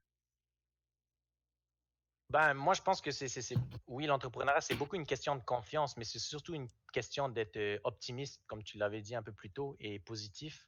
Et je pense que c'est un mindset que chaque personne a besoin de développer. Moi, personnellement, quand je suis arrivé ici, j'étais comme vous, hein, je ne savais pas, j'avais pas envie de me lancer en entrepreneuriat. Je savais que c'était quelque chose que je voulais faire, mais j'avais peur, je me sentais pas confiant. Je disais, ah non, c'est pas pour moi, il faut être riche, il faut être big, il faut avoir plein d'expérience, il faut avoir des bons contacts. Mais finalement, petit à petit, tu commences tu te crées un mindset d'optimisme, positif, et tu fais juste penser positif, positif, positif. Au fur et à mesure, en fait, tu acquiers des automatismes. Et ensuite, quand tu as des idées de business, ben, tu restes positif par rapport à ton idée. Et je pense que petit à petit, tu prends confiance en ton idée euh, en restant optimiste et en parlant surtout autour de toi. Je pense que pour quelqu'un qui a peur de son idée ou qui pense qu'il n'est pas confiant ou quoi, va en parler autour de toi. Parle-en pas juste à tes meilleurs amis, parce que tes meilleurs amis, ils vont forcément te dire oui, c'est une trop bonne idée, ils vont que te donner des retours positifs. Moi, je te dis, si tu veux vraiment y aller, crée un sondage. Crée un sondage en ligne, ça te prend 20 minutes à le créer, 2 minutes pour le trouver. Tu tapes sur Google, sondage gratuit, tu payes rien. Et au pire, si tu ne sais pas comment le faire, ne paye pas une formation, tu vas sur YouTube, tu tapes créer un sondage sur Google. Tu as la formation de 5 minutes, tu suis les mêmes étapes, tu crées ton sondage, tu publies ça sur Internet, que ce soit sur ton Instagram, sur ton MSN, sur ton Messenger, sur ta page Facebook. Si tu n'as pas tout ça, qu'est-ce que tu fais? Ben, tu vas à l'imprimerie, tu imprimes ça en masse et ensuite tu vas le distribuer en ville et à l'arrière, tu mets une adresse où est-ce qu'il faut reposer le sondage, par exemple. Mais va chercher du feedback et je pense que c'est en allant chercher du feedback que tu vas pouvoir te faire une idée du produit final que tu veux faire. Donc, peut-être que ça va être quelque chose qui va être complètement différent de ce que tu fais, mais qui rejoint ton idée principale. Peut-être que ça va être accepté dès le début. Et c'est comme ça que je pense que tu vas prendre confiance parce que la confiance en soi, ça vient de soi-même, mais quand tu as un projet, ça vient beaucoup des autres.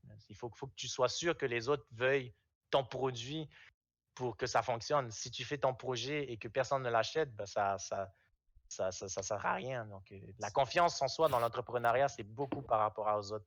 Pas confondre avec la confiance en soi personnelle ou est-ce que c'est juste relié à toi et tu t'en fous des autres. Ouais. Donc, il Moi, faut vraiment distinguer les deux, je pense. ouais. Ok. Moi, j'ai un avis là-dessus qui est quand même très psychologique. Donc, si c'est trop psychologique, ben, ok, dites-moi de me la fermer. Mais, Ouais. Ferme-la. Attends. ok. On va regarder le nombre de viewers avant que tu parles. Ok. Oh shit, on va passer à Commence. -2. Non, ben, en gros, c'est que genre, moi je pense que l'entrepreneuriat, c'est beaucoup d'incertitudes.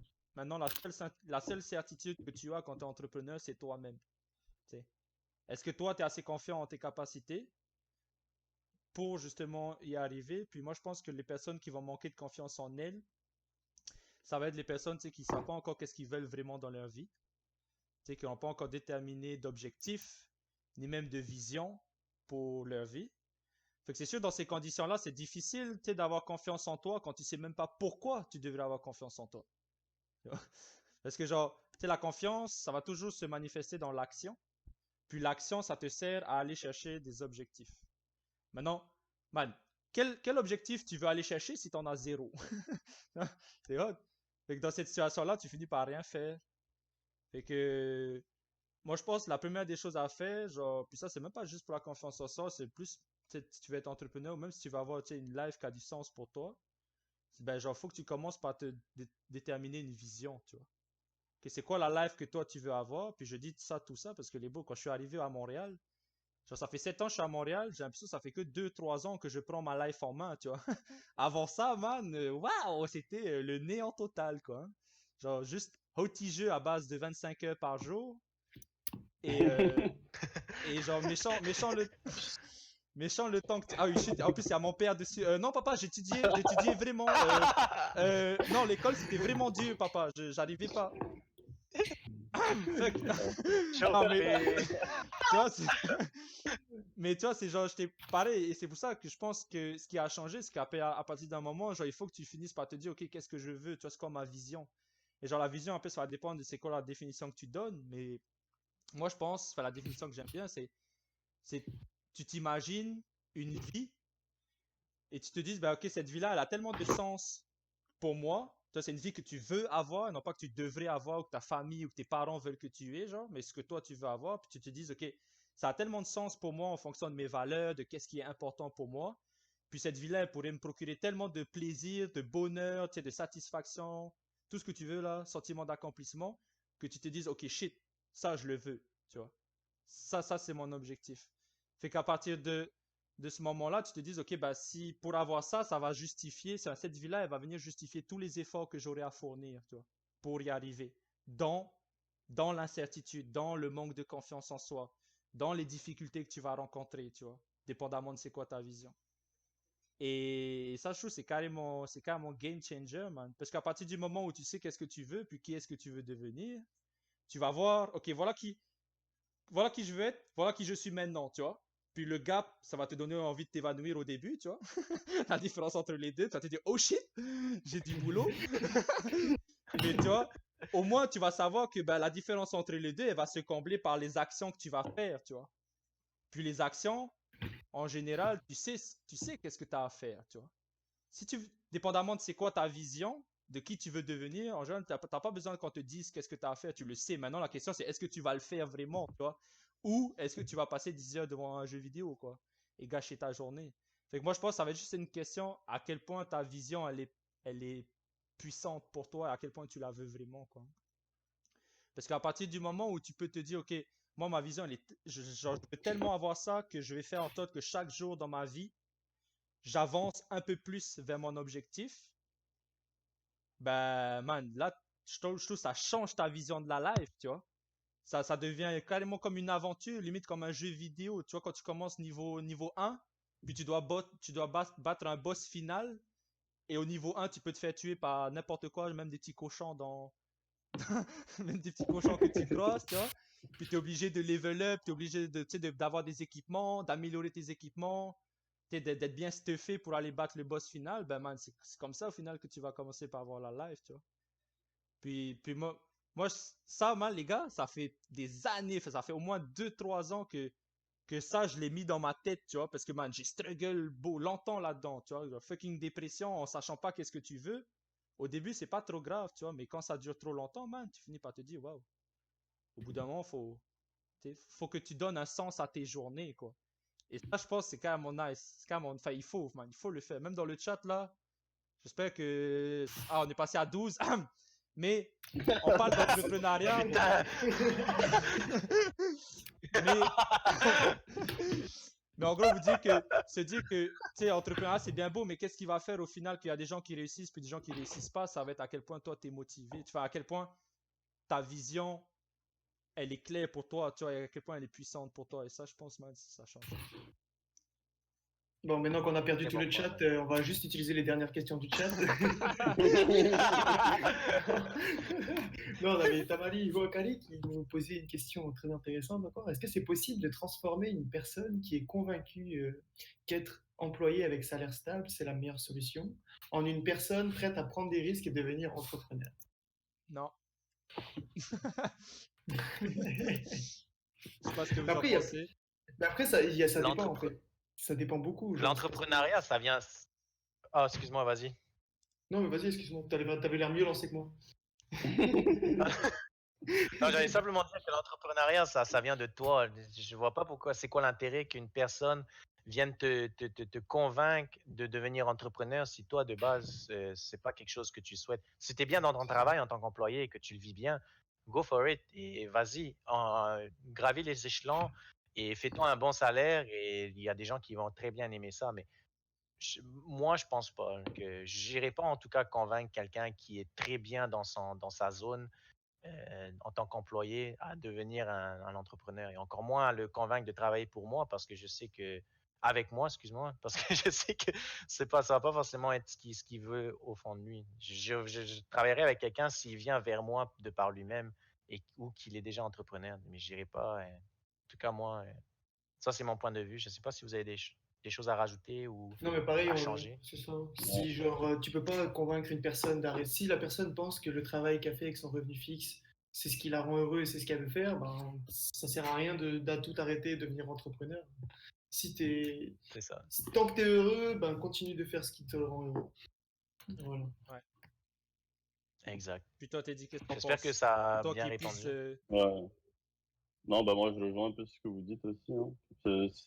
Là, faut que ça vienne de la personne. Puis en plus, si jamais tu la transformes entre guillemets, je pense que les chances de succès sont carrément moindres que si ça vient de toi-même, tu vois.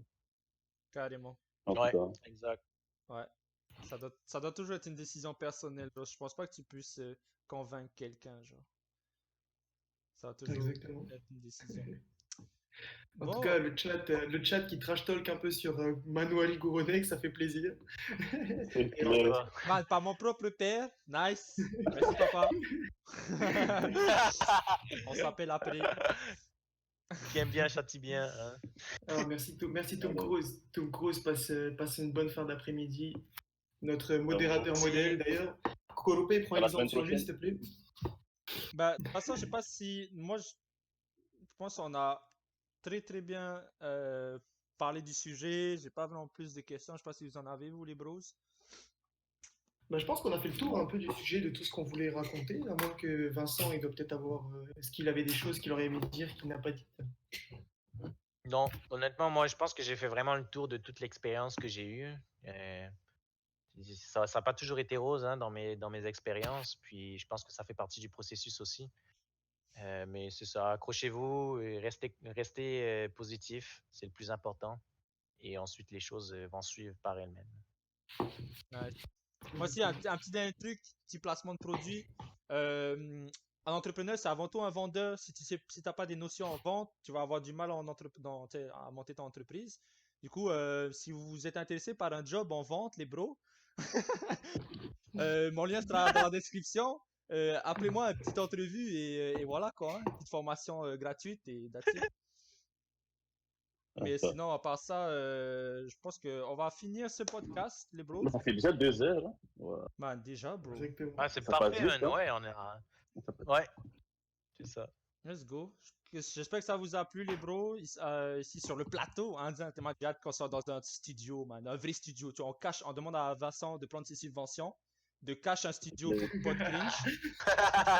Puis là, on est tous dans le studio. Là, t'es dit qu'il pourra nous faire des gâteaux. Puis, man, c'est bon, bientôt. Mais c'est ça, donc. Merci au chat, hein, là, pour le En vrai, on soutien, pourrait pour trop les faire ça follow. chez quelqu'un, man. Carrément. On pourrait trop tous se rassembler chez quelqu'un, bien sûr, quand Bah, la en ce COVID moment, va nous autoriser à avoir des gens légalement chez soi. Mais on pourrait tous se mettre dans une même chambre ou. Là-bas chez toi, Vincent? Tous discuter à 4, quoi. Ouais. Et moi, j'ai une autre chambre qu'on peut utiliser librement. D'accord. faire nos podcasts, il n'y a pas de problème pour ça. Ok. Exactement. Bah, merci à tous ceux qui nous ont suivis aujourd'hui sur ce podcast. N'oublie pas que Yo. dimanche prochain, on est de retour. Tous les dimanches, c'est à 15h, bah, aux mêmes heures, pendant 2 heures. Dimanche prochain, on va parler de trading. Encore une fois, on va essayer de, vu que nous, on n'est pas forcément des traders experts, même si Vincent, je pense qu'il a plus d'expérience parmi nous, on va essayer de faire venir quelqu'un qui, lui, est un expert, puisqu'il est jeune aussi, un Tahitien aussi. Donc, on vous en dit pas plus. Soyez là dimanche prochain pour le découvrir. Parce que, tu sais, avec ce qui se passe en ce moment, Covid, le trading, je pense, ça n'a jamais été aussi populaire que maintenant. Genre, ça n'a jamais touché autant de gens, puis je pense qu'il y a pas. C'est la première fois que ça intéresse autant de personnes. Donc, c'est un bon moyen d'en parler. Et c'est ça. Donc, on se donne rendez-vous dimanche prochain. Merci les bros d'avoir été là. Merci à ceux dans le chat. Yes. En espérant que ça Merci vous a au chat. plu. Et merci. Complétez le questionnaire si vous aimez. Le questionnaire ouais. sur l'entrepreneuriat. Il est dans le chat. Ne l'oubliez pas si vous êtes intéressé. Yes. Merci Et les sinon, bros. ben, c'est Ja ça. love. Merci à tous. Ciao love. Peace. Au revoir. Et Bonne Et- soirée. La petite musique. Attendez. Je sais tellement pas gérer le Donc, notre technicien n'a toujours pas de technique, les gars, mais c'est pas grave. On continue. Ça fait comme partie des débuts. Ça fait Au partie des pire, débuts. on va juste arrêter le live là tout de suite. Merci les bros.